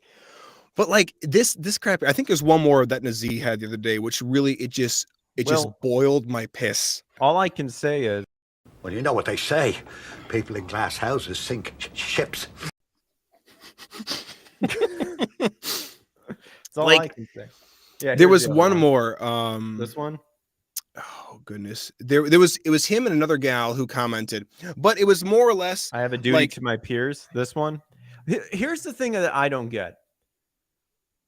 Because it never works. It legitimately never works. What in your right mind thinks that in order to fight bigotry supposedly in the industry, that one can you got to fight it with bigotry. It's the only way we can do it. Like, I don't get it. I legitimately don't understand this mentality that these people come up with. Because they're stupid people, Greg. They're Dude, not. okay. Yeah. It's a reverse I'm racism just trying to be nice and just throw that out in the ether to have people. And the people that roll with it are equally as low at IQ. So, dude, okay. What's it? Something comics on Twitter. This person? No. Oh, who did it? Somebody had a fantastic video breakdown of it, and I got to try and remember the name. But there were two quoted tweets inside the comment of it. It was something into comics. I can't remember it, but it more or less boiled down to Nazi getting down on Jill, who I don't know anything about her personal life. This must have happened after this article, because this article is a little bit old, but yeah. So it was a comment that Nazi and somebody else within the industry have both made concerning Jill and how she really shouldn't have taken the role, as it were. Now I got to find the tweet that it was, because so just lose money, don't make a living, more or less. That role. More or less, it's oh my gosh, it's this impossible weight to carry, which completely in the same thing. Well, let me finish this off first. Which completely undermines the idea of being an actor. Now, if you really, really want to take it to task, all these little creeps that are going mad about this nonsense, who are all gaga over Shakespeare, ought to go back and find old Bill's corpse, dig him up and kick him in the nuts for casting all men in all the female roles inside every single show. Now, granted, that was because of social convention that he had to do so, because women weren't allowed to be on the stage. But they should have the same exact sort of scrutiny towards him. Let's go ahead and cancel Shakespeare if this is how we're going to treat our fellow actors and actresses. And it's like, is it so hard? Is it so hard, Nazi? Is it so hard to stomach the fact that somebody else is playing a role that happens to be a character from a planet that they've never been to, nor will they ever go to, nor have they been born from, happens to have whatever proclivities that may or may not align with them? Is it so impossible and so out of the realm of reality that this person could just be picked for the role because they're an amazing freaking actress and they slew their audition? Is that possible? Is it possible that that is the case instead of them having to be this cookie cutter form to fit that exact mold? Like how marginalized am I? What's in my bank account? Was I beat up as a child? Was I bullied by my parents and their friends? Like, why does it have to be the marginalism Olympics and a race to the bottom with every single one of these stupid issues? Well, and I responded to your tweet when you kind of made a thread about it. I think I know exactly what they're doing. I know the fucking script of what they are doing here. What they are doing is they are purposely sucking up to the people in power, who all happen to be a lot of white people, by the way. Let's just put it out there. So they don't have a problem sucking up to them to get roles and whatnot. But at the same time, start spewing out bullshit like this, with the hopes that they will at some point be given or share a little bit of said power, and they will completely try to take over that and then gatekeep it even further and harder to where white, Christian, conservative, male, what have you, you're not going to be allowed to do anything more. They're going to completely flip everything and make it to where, oh, did you find it? Found it. Okay. I've got to find, it was Bounding Into Comics did a fantastic video on this.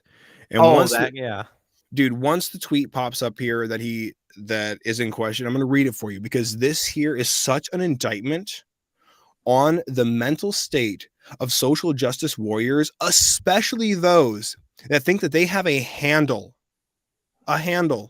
on what it actually means to be within the real world. These people living on this social platform, on these social platforms, this is LARPing. This is not what reality is. Because if you were to walk into literally any town square, any bar, and start spouting this trash, people would probably call you a fag and tell you to hit the bricks. Like, that's the biggest small. So, like, okay, this here, we may have read this one here, but this, I guess I'm just gonna have to read it with more gusto this time. This was Naziz's post here. Even if it's a cookie cutter project where race ultimately could be neglected. Yeah, I had it. Character coding still exists, therefore bringing forth racial relatability to minority consumers. Right there. Unfortunately, the more obscure the minority, the easier it is to sweep under the rug. Sad but true. Like the fact that he's even trying to pretend that this is, oh, we swept it under the rug, kind of an issue. Number one, that is an out and out lie. That is an out and out piece of crap, and he should be ashamed for saying that. Number two, the fact that he's kowtowing now to this community, and he's having to say, look, character coding still exists, therefore we got to bring bringing forth racial relatability to minority consumers. Okay, the fact that he's trying to say that, all right, we've got character coding, so that therefore means that a black actress could never play a white role. A white actress can never play a black role. Okay, newsflash. That's not true because it's starting to become that way. Yeah, so a black actress can play a white actress, not the other way around. Yeah, because we're actors. Like, he brings up that here, and then where he says even if it's a cookie cutter project where race could ultimately be neglected. Like, I'm going in sort of reverse order here. The character coding still exists. All right. Now, the fact that he's saying that there is so telling because in all of anime, which Nazi has been in even longer than I've been in all of anime, which Jill has been in longer than I've been in, which any of these people on this project likely have been in longer than I've been in, they have played tens, hundreds, if not thousands of characters that they were not the same ethnicity of, the same gender of, even the same creature of. You know, it's just some anthropomorphic rock that they're now talking about. If we're getting into shows like I've Been Turned Into Slime or something along those lines. Like, you have people that are virtue signaling so hard, knowing full well that they have a body of work that is built of characters that they did not fit that exacting crisis of identity mold, to then deem them worthy to play said role. And if Nazi really feels this way about it, then Nazi, I encourage you right now to renounce every single one of your roles that you've ever done in anime, video games, on camera, off camera, whether it was a radio play or a stage production, that you were not the exact race, the exact sexuality, and the exact creature for. I encourage you to renounce every single one of those roles and apologize to the mob, but know full well that the mob is not going to accept your apology and they will still demand their pound of flesh. All right?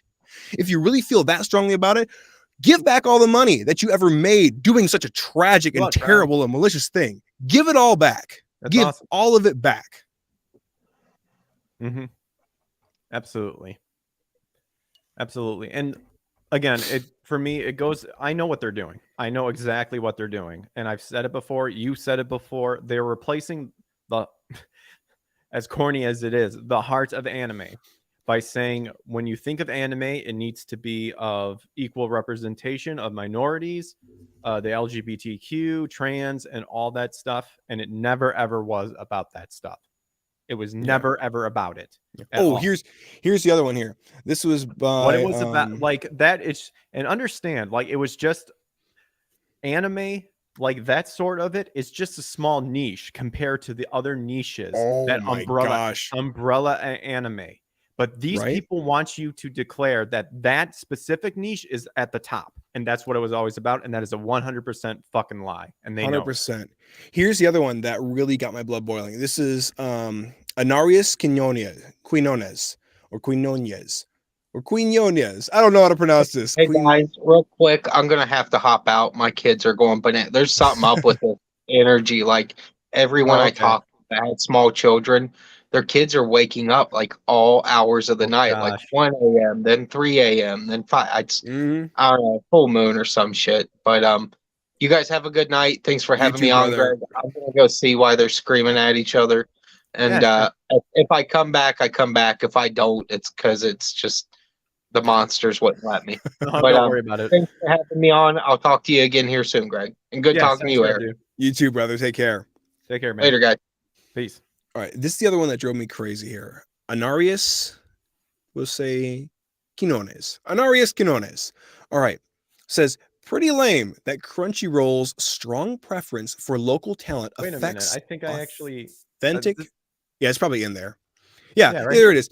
Pretty lame that Crunchyroll's strong preference for local talent affects authentic representation in a major role, casting a wide pool for the biggest anime show of the year and not a MENA queer lead in a major franchise says a lot. All right, what the hell's an MENA? I don't know. Just insert marginalized group and or person and or political persuasion inside there because I have no idea what that even means. But like, think about this. All right, first off, Anarias, go away literally forever. Go away forever. Because this is one virtue signaling trollop we've got on our hands right here. Now, man, I really try not to be a scoffer. I really, really, really try not to be a scoffer. But if you're going to put something out... This show is all about scoffing. Here's the thing. In the sense of that we're upset on how stupid everything is. Yeah, well, here's the thing. And like, I do make this a point. I don't like to just go and pick fights. However, if you decide that you want to put something out in the public square, it is now reserved unto public scrutiny. And if you said something really super dumb, you probably ought to go and just delete it. That way you can be just thought of as a fool. And instead of leaving it up on your page and removing all doubt, now people are still going to dig up and find screenshots of it from years past and whatever. If they find it, you can give them the bird and say, it's not who I am anymore.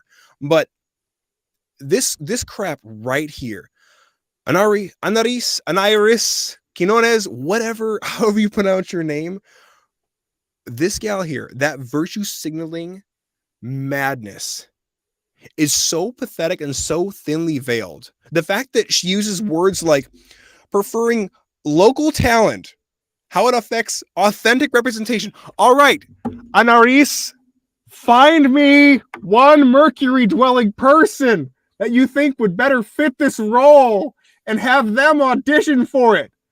You can't find one. You absolutely can't find one. Also, the fact that this is a person who has likely worked with Crunchyroll, likely worked with Funimation on a number of projects, and will continue to do so ad nauseum because money's money and roles are roles. And darn it, we just want to be a part of that entire world, is going to continue to swallow down that hard pill. Just, oh gosh, walking through the doors is so tough because they misrepresent our entire spectrum of people that are under this rainbow muddied flag. Like, it's another a one. bit of my soul that dies every time I walk into here. It's total garbage and it's untrue. I didn't even see this one. Rod says, best of luck on your vision to make CEOs care less about money over artistic integrity. But these people are... Right, dude. Like bottom line for the CEOs of Sony, they're looking at Anaris Quinones. Here, that's probably how I say it. Quinones. There it is. I forgot the tilde. Quinones. They're looking at Anaris Quinones and they're going, thought, you better tuck yourself back away into the little closet that you've got padded, like my man Angel Legend here, and just keep your nose to the grindstone because we're making buku bucks. And the fact that you're drumming up even more press for us and for the witch from Mercury or the witch of Mercury is only doing us a favor. They don't care one iota about you. All you are is a horse in a stable to them. You know, you might as well say that you're an indentured servant to the whole creative process. You're almost a slave to this digital enterprise. You're in chains to a conglomerate that is more concerned with making money than caring about you and what you think. My favorite thing about this whole situation is that, okay, so you have these type of groups of people in the voiceover industry, specifically over here in Texas. So you have the people saying there's not enough representation and Crunchyroll should be ashamed and therefore identity politics should come into play when casting roles. But then you have the people in power, mostly being white people, that are going to say, oh, go fuck yourself. I'm not going to give up this power. But then you have the LA actors trying to come over here with their stupid coda bullshit and saying it needs to be unionized. And you have all this like insanity circle. It's like, dude, you guys are fucking losing regardless. And you want to know what would solve all of this problem? Is that the person who was casted was declared the best person to represent that role and then support it and then move on, because there's going to be many other auditions too. Yep, it's like Maximus how it used to be before all this bullshit came into play. Right? Dude, it's like Maximus in The Gladiator. After he's killing all these people and people are starting to boo and he's like, are you not entertained? Like, come on. We're literally hacking each other apart out here with swords. And inside the digital world, we're cutting each other down with our tongues. Like, look, is the show somehow unentertaining for you? The fact that, okay, I found what this is now. It's Middle East and North Africa. They're claiming the witch from Mercury to be a Middle Eastern North African chick. All right, first of all, nowhere is that inside the manga or the anime. You go ahead and find it and screen cap that to me. Anaris Quinones. Go ahead and send that to me because I'm super, super invested now in finding out exactly what rabbit holes and plot bunnies your brain ran down to lead you to this determination that you decided to put all over the internet. But like the nonsense here, minority voice actors still cannot have the opportunity to represent themselves for an extremely rare, groundbreaking minority lead in anime. Okay, the fact that you say that, okay, fine. Maybe we give you that. Maybe we bring in an entire slew of minority actors and we pit them up against everybody else under the sun. Say we give them 60% of who we're auditioning for said role. Then the other 40% is comprised of white, German, Anglo-Saxon heritage, Japanese who can speak really great English, Hispanic, blacks. We'll dig up some Atlanteans and revive their corpses. We get that 40% there, and we have them all compete. And a white girl, it's all just based on voice. Say we don't have any pictures. Whenever the audition comes in, for that role, it is just the name of the person auditioning and their voice, just a voice file. No photo of them, no link to the agency that they're a part of, not even a link to their resume to see what else they've done. Say we just do that. And it goes to a white girl. Now, in this instance, I would have to say that the reason it went to said white girl is not just for the performance, because anybody can put together some words if they see them on a page. Anybody can do that. Anybody can generate a performance of varying degrees of exactitude or sloppiness, depending on how good they are or how bad they are. All right. So just based on the performance, we have say we've got 200 that are really, really great performances. They'd be a 4 on a 5-star scale. But then we have Jill's that sticks out and is that 5-star. You know, the director listening it can't even put their finger on why it's so good. They're like, oh boy, you know, bit in between these ones here, like, whoa, these are all really great, but man, there's something here. And then they listen to it further and they're like, wow, she really captured what I am envisioning for this character. She really captured the emotions that this character is going to have to show on an episode to episode basis. She really wrapped up the interpersonal struggle of this character, because I guarantee you that does go into casting, and you can hear that in somebody's voice when it comes across in their audition. And then all those minority roles, all those 60% of these MENA people, these what's the word? These acronymized people have now they've missed it. They put their best foot forward, sure, but they were beat out because Jill happened to slay it.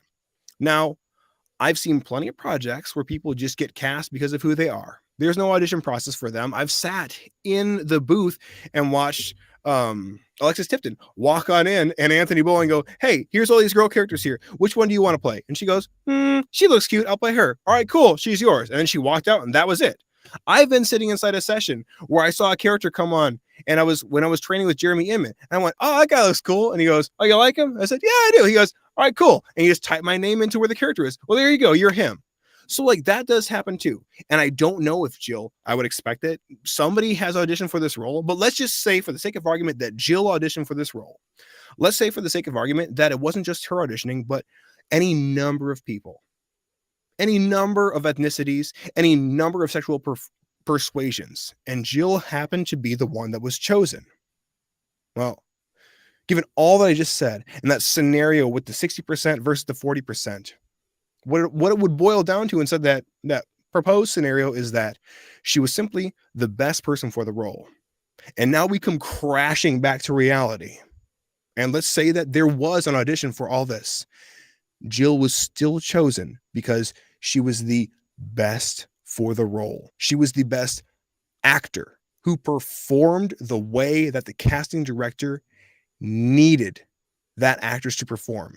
And that is why she got the role.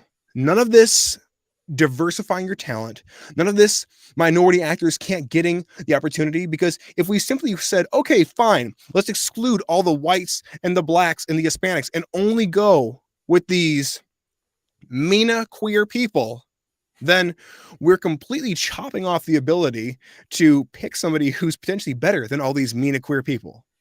It just becomes a box checking. It's like them walking into an office and saying, okay, you've got to hire 6 black folk and you got to hire 2 Hispanics and 4 Indians. Otherwise, this place can't run. And then you got somebody sitting and sifting through all these resumes going, wow, these 6 black people do not stack up to my Mexican brothers and sisters over here, or my white kin over here. These people have way more robust resumes. They interviewed better. They've done more. They have accolades to their name even before they were out of high school. But they're going, well, no, I have to have my 6 token black people. I have to have them. I have to have this subpar level of output. That checkbox list is, if anything, like the absolute definition of bigotry or racism or what have you. And these people are trying to convince you, no, it's not. It needs to happen. It's like, wow, you guys are like actually the scum. That's a way to ensure that all you get is mediocrity. Because if you're forced to have, okay, I got to have 4 girls and 2 guys and 2 2 girls, 1 queers cup. and 2 people with with an amputated limb and 1 blind person and 1 person who has their tongue cut out because they offended some lord off in some distant land. I've got to have all these people here, and the pools that apply from those are so small that I have to overlook all of the amazing talent that could otherwise fill my ranks. That is an exercise in total insanity, and it's no wonder why people like Anaris Quiñones has to go online and prattle on about the anxieties that just grab me daily, and I'm just having one of those days. Please send me all the cute little puppy memes. All right, if you've ever put that online, anybody, and this is to anybody listening right now, if you've ever said that online, know that number one, that is very, very pathetic. Okay. And I would encourage you to go ahead right now, roll back through any social media that you have and delete it. Also recognize that people might have gone back and screenshot it, and they might bring it up from time to time. But at least you don't have that sitting there lurking in the background of your wall, your digital feed, for people to then roll up on and go, look at all these cool things they said, but oh my gosh, they're so pathetic that they need to have cute puppy memes sent to them because they're having a bad day. Wow, that seems like an unstable person. That seems like somebody who can't just put their pants on one leg at a time and get on with their life. If you've ever done that, delete it now, and then don't ever talk about it again. I don't need to know what's going on in your head 24 hours of every single day. I don't need to know, and neither do they. Or at least reach out to our friend and be like, dude, I want to seriously like show. Let me see that pupper. Like, I need something to cheer me up. I need some innocence in my life, sort of thing. Yeah, like hey man, would you mind telling me a funny joke? Yeah, the fact you have to go out into the internet to like, I need a, this is the place where I know my feelings matter. It's like, oh my gosh, like you're building your house on some sand there, fool. Total. My gosh. I don't know what sorry to like totally steal your show here, Greg. No, I came in like a wrecking ball. I don't know what else to say. I mean, you've covered everything, and what more than someone who like has more time in the industry to experience that. But the other thing too, though, is that you are starting to actually see that little bit of it, because I've seen the audition sheets to where they said, we want specifically this ethnicity person to audition for this role. They're out there, folks. So don't let these people lying, saying that minority people will always be pressed down because they won't have the one-ups or like won't have the opportunity of it to it, because specific directors are starting to specifically put only these people can audition for this people, like, dude, for this role. They from are Funimation, I have had no less than 5 auditions, and from Okratron, I've had no less than 5 auditions where inside the spec it said, if you are not the racial ethnicity of the character, do not audition for them. We want only authentic people for the roles. I've had no less than 5 from each where that has been the case. It's pathetic. Should I do it? Should I spill that tea? I'm pretty sure I have I have something here. Oh, let me see. I'm in a tea spilling mood, Greg. Let's do it. Let me take a gander. Oh man.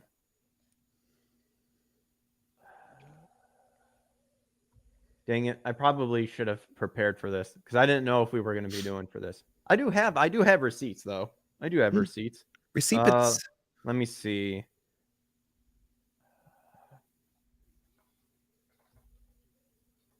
The thing is I'm not going to show it if there's like specific like names in there and stuff like that. I ain't docking nobody. What the hell am I doing?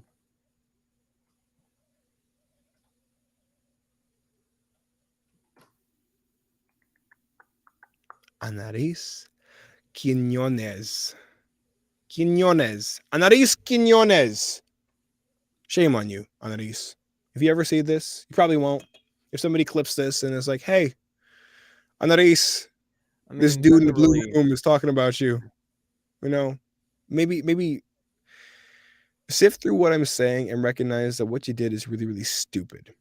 And you're playing for a losing team. Because if you have to broadcast to people how marginalized you are and how close-minded you are to think that people can't aspire to more than the mold you ascribe to them, then you should be ashamed of yourself. If you can't break out of that bounds except to treat people with this identity politics mindset and to force them into these niches and these spots based on the color of their skin and where Here you they go. grew up. You're a fool.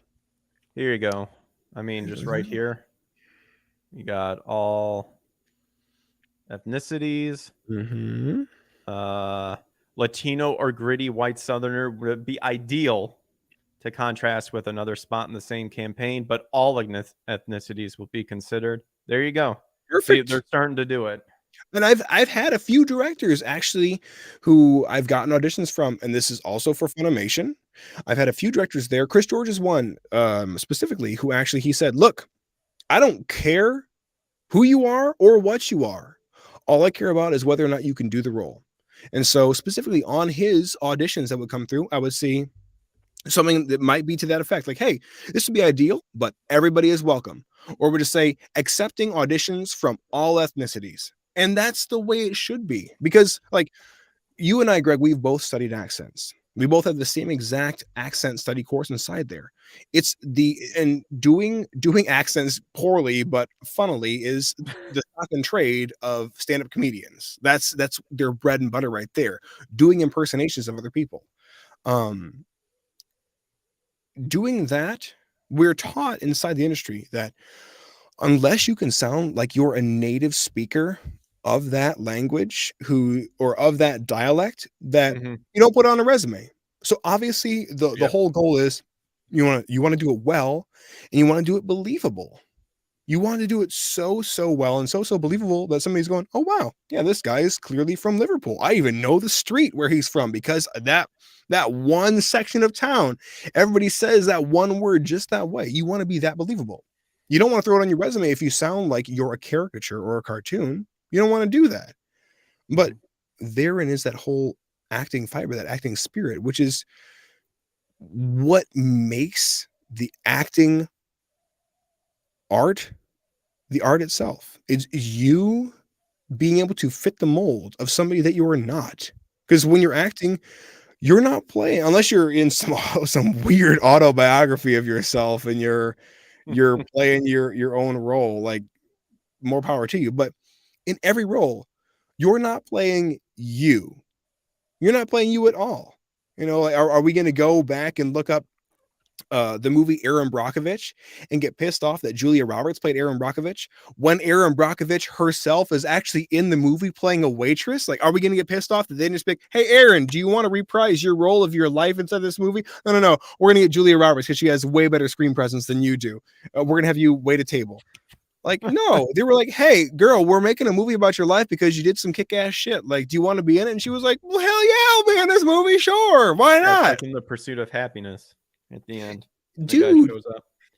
Yeah, and Yep. understand that little thing right there. Like, that wasn't even like there's other ones out there that specifically said stuff. Like, that was just the one I found really quick because I wasn't really planning to, but fuck it. Didn't reveal anything. Well, then, we're coming up on 2 hours here. We have 10 minutes left. So let's end on a happy note. And that is Hogwarts Legacy is absolutely destroying like everything. So Niche Gamer specifically stating that Hogwarts Legacy beats Fallout 4 as second largest single player launch on Steam. Awesome. And I think on Twitch, I think the actual Hogwarts Legacy like Twitter handle like said they like in the millions of people playing it and stuff. So they're just Awesome. like kicking ass on it. So the video game based on the popular Harry Potter franchise Hogwarts Legacy has been off to an astounding start and hasn't even been officially released. Hasn't even officially launched yet. This is just the beta versions or the pre-launch, I believe. Yeah, because I think it comes out actually tomorrow. I think so. I think everything's just early access. But the peak player count has surpassed Fallout 4, biggest launch for a single player title. The top spot is still held by Cyberpunk 2077. Overall, the game is currently placed at 13th in top sales, which beats out other popular titles such as Grand Theft Auto 5, Among Us, and even Skyrim. And these numbers, honestly, are just going to keep climbing. Oh, for sure. And For sure. these people do not realize that it's getting to the point where whenever they say boycott this because it's supporting some harmless thing, that they really can't name anything. It's just they're Mhm. pissed off about it because J.K. Rowling's cares about women's rights. That they're making it climb up in the ranks, because Oh, for all we yeah. know, this could have just been a mediocre game, but it's Yeah. just exploding because of these bozos Not only throwing that, but hands. the release isn't until tomorrow. These numbers are going to Here explode. you go. Yeah, the sales numbers don't take into account the console and Epic Store game releases. That's okay. But yeah, like everybody I know, like Melanie Mac is streaming it. I'm a bigot. That name is Oh, so dude, yeah, Melanie's fantastic. awesome. Oh, You just need to get on the melting show people too. down. But like, dude, that's the thing of it right there is because if you're going to engage in this social experiment and you're going to engage inside the culture war like you yourself are doing, you have to be willing to Mhm. take ground, but you also need to be able to take yourself a little less seriously every now and then and have some fun, crack some jokes, and insert some levity when you need to insert some levity. Like me right now on the show is not my typical candor and way of being, just coming inside here and hollering at Anaris Quinones Well, you for know some really me. I wish it would stupid happen comments. 24/7 every Right, just time. you pop it off, pop it off. Just But coming in hot, coming but in at you 110% every day. oh yeah, but I say all that, and in the same breath, I say you have to get the poison out for sure. But if you can direct that poison into something constructive, which is, hey, if I have to engage in this culture war, I'm going to do so in such a cutting and slashing manner that I'm going to leave every single back door shut and locked, and I'm going to leave every single ounce of room for argument completely taken up by my own bravado, then do so. Be that person. Do that and carry it forward, because somebody out there will see that and they will derive strength from it. Mhm. And it may encourage them to engage too. Yeah, and this was something that Joe and I were talking about before you jumped in here too. Again, we were talking about like how conservatism. I mean, for all intents and purposes, it's more for the conservative side. But people in general, to combat this insanity, unfortunately, it's starting to become the Bugs Bunny mentality of fight fire with fire per se. Now, I say that because you can be smart and clever about it, sort of thing too. Definitely. And this straddling the lines that conservatives specifically seem to have by, well, we're just being nice and wholesome, that unfortunately is not bringing people in enough. No. You might reach some people, but it is not bringing in enough. You need that intensity. You need that something that pushes over the edge. But again, like what you said, Eric, with people who understand at the end of the day, it's just entertainment. There's no hidden thing behind it. Joe and I talked about this. It's specifically like what I kind of mentioned to you with Eric. I personally actually do have a problem of when certain people of the faith says you can't participate in this because it's, quote, glorifying, like you're not supposed to glorify violence, sort of thing. And that they'll throw that scripture out there, and it's like, what exactly is happening around that time when that scripture was thrown out? Because you had insanity happening all over the place. You have demonic like hybrids coming around, scaring people into saying you're worshiping us, number one. Number two, you're participating in the blood orgies. Number three, you're sacrificing your kids. If you don't do all that, we're going to kill you in the most like disgusting way possible. Mm-hmm. That doesn't mean when you play something that does that you're specifically honed in on the violent aspect of it too. Mm-hmm. Because for all intent, like the Bible is one of the bloodiest books out there, and God has used violence plenty of times to get his message across. Oh yeah. Well, and it's kind of like with the satanic panic. Is there certain stuff that you should be wary about? Absolutely. Bible specifically talks about don't contact the dead. Don't entertain yourself with trying to reach beyond in the afterlife, because you are opening yourself up to bad stuff. But because you've played a game where because you play Darksiders and you're one of the 4 horsemen, does that mean like you're entering into this demonic realm and you're asking all these demons to come in and stuff like that? No, because one, we as Christian people will, one, those of the faith guard their hearts and understand that like you're not asking this to come into your life kind of thing, because we're not stupid sort of thing. For those of the non-believer, they're also not stupid either. Now, are they more Mhm. prone to be more influenced by that sort of stuff? Absolutely. But For this sure. idea of like everything has this hidden aspect into it to come around.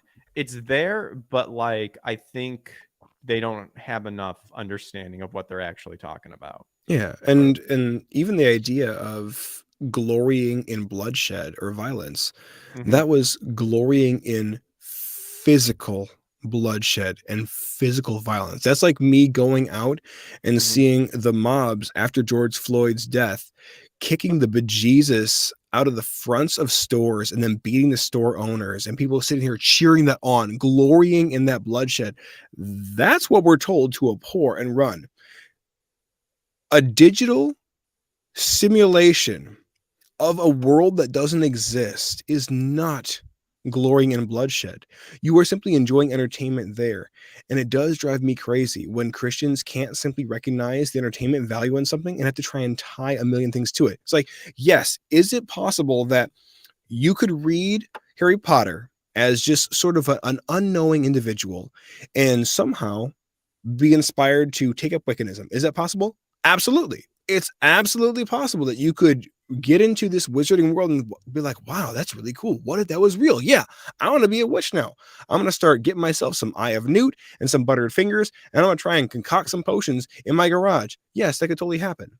However, for the wise person, for the wisdom filled person, you will read that colorful story for what it is and recognize that it's meant to entertain, meant to enrapture you for however brief amount of time that it is, or you're mhm, watching the movie or reading the book, and then let it go. The wise person will go, yeah, I will accept this as its entertainment, as it is designed to be. And I'm not going to go and turn into a warlock in the wake of me consuming a bit of colorful fun. mhm.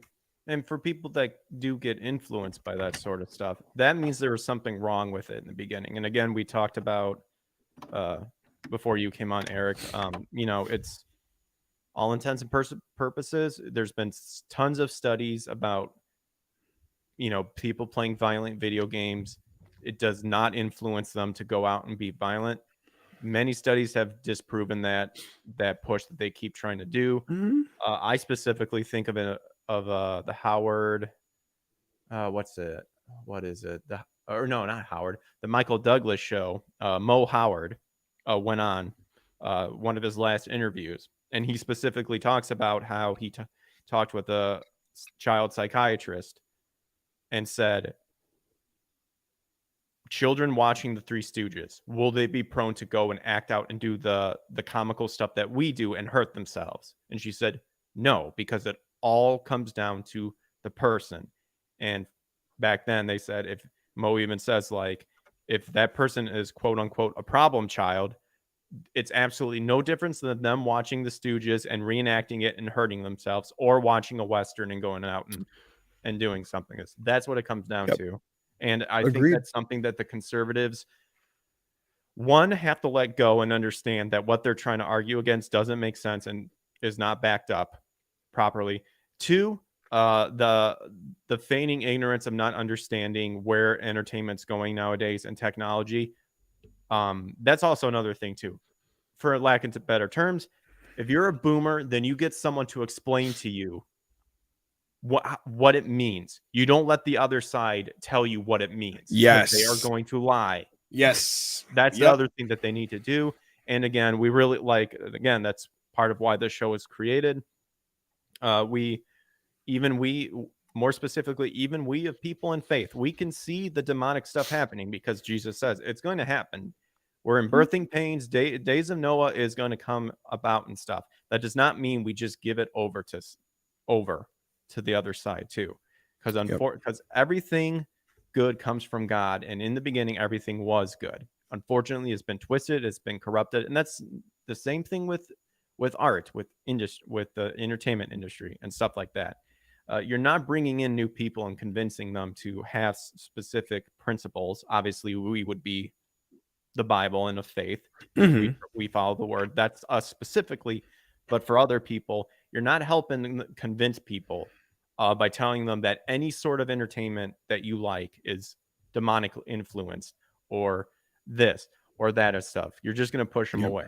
I'm sorry. Like, that's something that conservatives need to work better on. Yeah, and the because only they're losing the battleground on that, because that's where it's going. yeah, and like you were just saying with the boomers, it's like, look, if you don't understand something, which is technologically involved, then you better have somebody explain it to you, because there's no excuse for not being prepared. Even the Boy Scouts know that you have to be prepared in body and in mind. They know that. That's their entire slogan is be prepared. And if you were part of the Royal Rangers, it was be ready. Same thing, same difference. But the only way that any of this works, the only way that anybody anywhere who wants to push back against the crazy, like you are doing tonight, and then having Joe and myself come on and help to push back against this, is you have to be so read up in what it is that you are confronting. You have to be read up. It's like, as painful as it is to have to tune into the news every single day, if you want to engage in the culture war and have any means of taking ground, you have to recognize that you don't have the luxury of looking away. You don't have that luxury. Swallow it down you must, but in so doing, let your mind and your heart start the process of recognizing what it is and then working towards a cure, an amicable resolve, working towards a fix, working towards a better outcome. And like, obviously, when we bring some heat behind our words, we don't want to do so maliciously. And a few things that I said tonight might have been for my own sick and twisted pleasure. It might have been, or it also could have been that I was just giving a very firm rebuke, and the words that I chose are not 4-letter words listed inside the Bible, because the Bible has no such words. But you would only know that if you have read the Bible cover to cover and have bothered to dig in and recognize that, hey, speech is simply speech. It is the embodiment behind it that makes something either sinful or unsinful. It's like we were saying before, what goes into the body is not what corrupts it.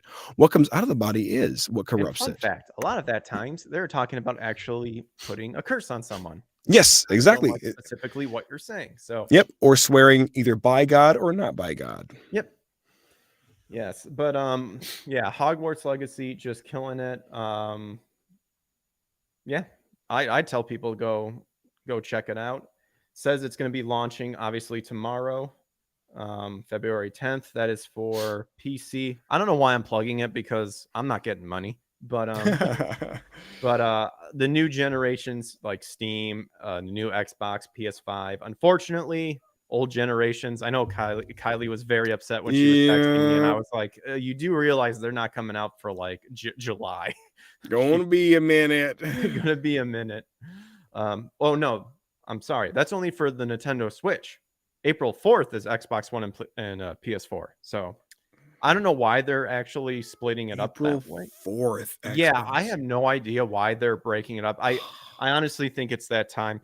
And this is always something that gets with me. Like I get consoles so late in the game that when I get a new console, it's like a new one's going to be coming out soon. I'm like, but I just got this one. And it's like, don't you know you're in the past? I'm so... Right. That's me trying to catch up on my gaming backlog, which I'm playing Ninja Gaiden Black. Very frustrating. And that is a hard game. Rage induced. I just beat what's it called? Lord Doku. I beat Lord Doku. Is that the one who looks like the armor, the samurai armor, the glowing spirits? I just got his sword. Man. So I just beat him. Very angry on that pattern, because he does whatever he wants apparently. And dude, how brutal was that fight in the cathedral against that purple chick with the hammer? Oh yeah, it was hot. The hammer. Yeah, you can go back into the church and you can pick up that giant hammer. That I did. Yeah, that was annoying. I I don't know how many times I had to try and go in there for that fight because like the cool super moves that you get, like that really sweet fire jutsu that you have, you don't Yeah. just like get those falling out of the sky. You get like 3 of those in the entire game and then they're gone. You don't get any more of those. Well, Yeah. luckily I've wait, are you talking about Ninpo? You can replenish them. Can you? Ninpo, what's up? Because I remember only being able to use this move like 3 times throughout the entire course of the game, and then it was just I had to be really good with my sword play and that giant shuriken that you can If get. you're talking like, are you talking about when you do the ninjutsu and then you shoot the fireball? Yeah. You can refill those. You just Wow. have to collect red orbs. Yeah. You can increase your key input to do it more than once. And I know if you, that. if you farm enemies, some enemies will drop red orbs and refill it, or you can just buy it from the shop and use an elixir. I don't know what you were doing. Were you limiting yourself? I don't know, man. I will This say is this like though, that 12 years ago. I've actually will say that a lot of the patterns, like aside from like just your basic enemies for the boss, they block half the crap, so it's pointless. But dude, Lord Doku pissed me off. but yeah, we're beyond 2 hours, so I think we'll go ahead and call it for the night. We got in a lot of stuff. Again, Joe's Death Indiegogo in the description below. Unfortunately, still shadow banned, so you have to go to the direct link in order to see it. Bullshit. But check that out if you do it. And then, Eric, anything you want to plug in before we dip off? Nothing as of late because I want to make sure that we have left off before I start sending people over to the page because I want them to be able to have something tangible right here and right now. I get you. But I will leave people with just a little maybe 30-second soundbite here, and that's to reiterate what I said before is just recognize that there is no virtue in being harmless. There's no virtue in that at all. Be as dangerous as you possibly can. Arm yourself with knowledge. Arm yourself with that mental prowess, physical prowess. Work your body out. Beat it into submission. Make yourself a tool and a weapon that can be directed at the right things. Arm yourself with knowledge and experience. And then if you feel so heavily impressed upon that you have got to say something, do so. And do so with a level of linguistic skill that will leave those who might be dissenters among your friends and family group scratching their heads because they're going to have to get out a thesaurus and a dictionary to piece together what it is that you've actually said. There's a lot of strength inside that. And also in making yourself strong, the goal isn't so we can just go out there and just kick people's front doors in the digital sense. It's not so we can just go out there and just dunk on people and be savage and be malicious and be hateful. It is so that we can go out there and provide a solution, provide an answer, not simply add to the noise, but give those firm rebukes when they're needed and then provide the solution that will make that firm rebuke not only necessary, but will show people why it had to take place. Yep. Indeed. And yeah, don't be a fence sitter because it's as much as we as humans want to try to be, and I think a lot of people do fall into that trap of being a fence sitter or trying to be neutral is because Don't they want to just be involved. don't want to be involved. Unfortunately, there will come a line where you do need to draw the line in the sand for people you may not have asked that you wanted to, but don't be afraid to do it because there's people that got your back. So Absolutely.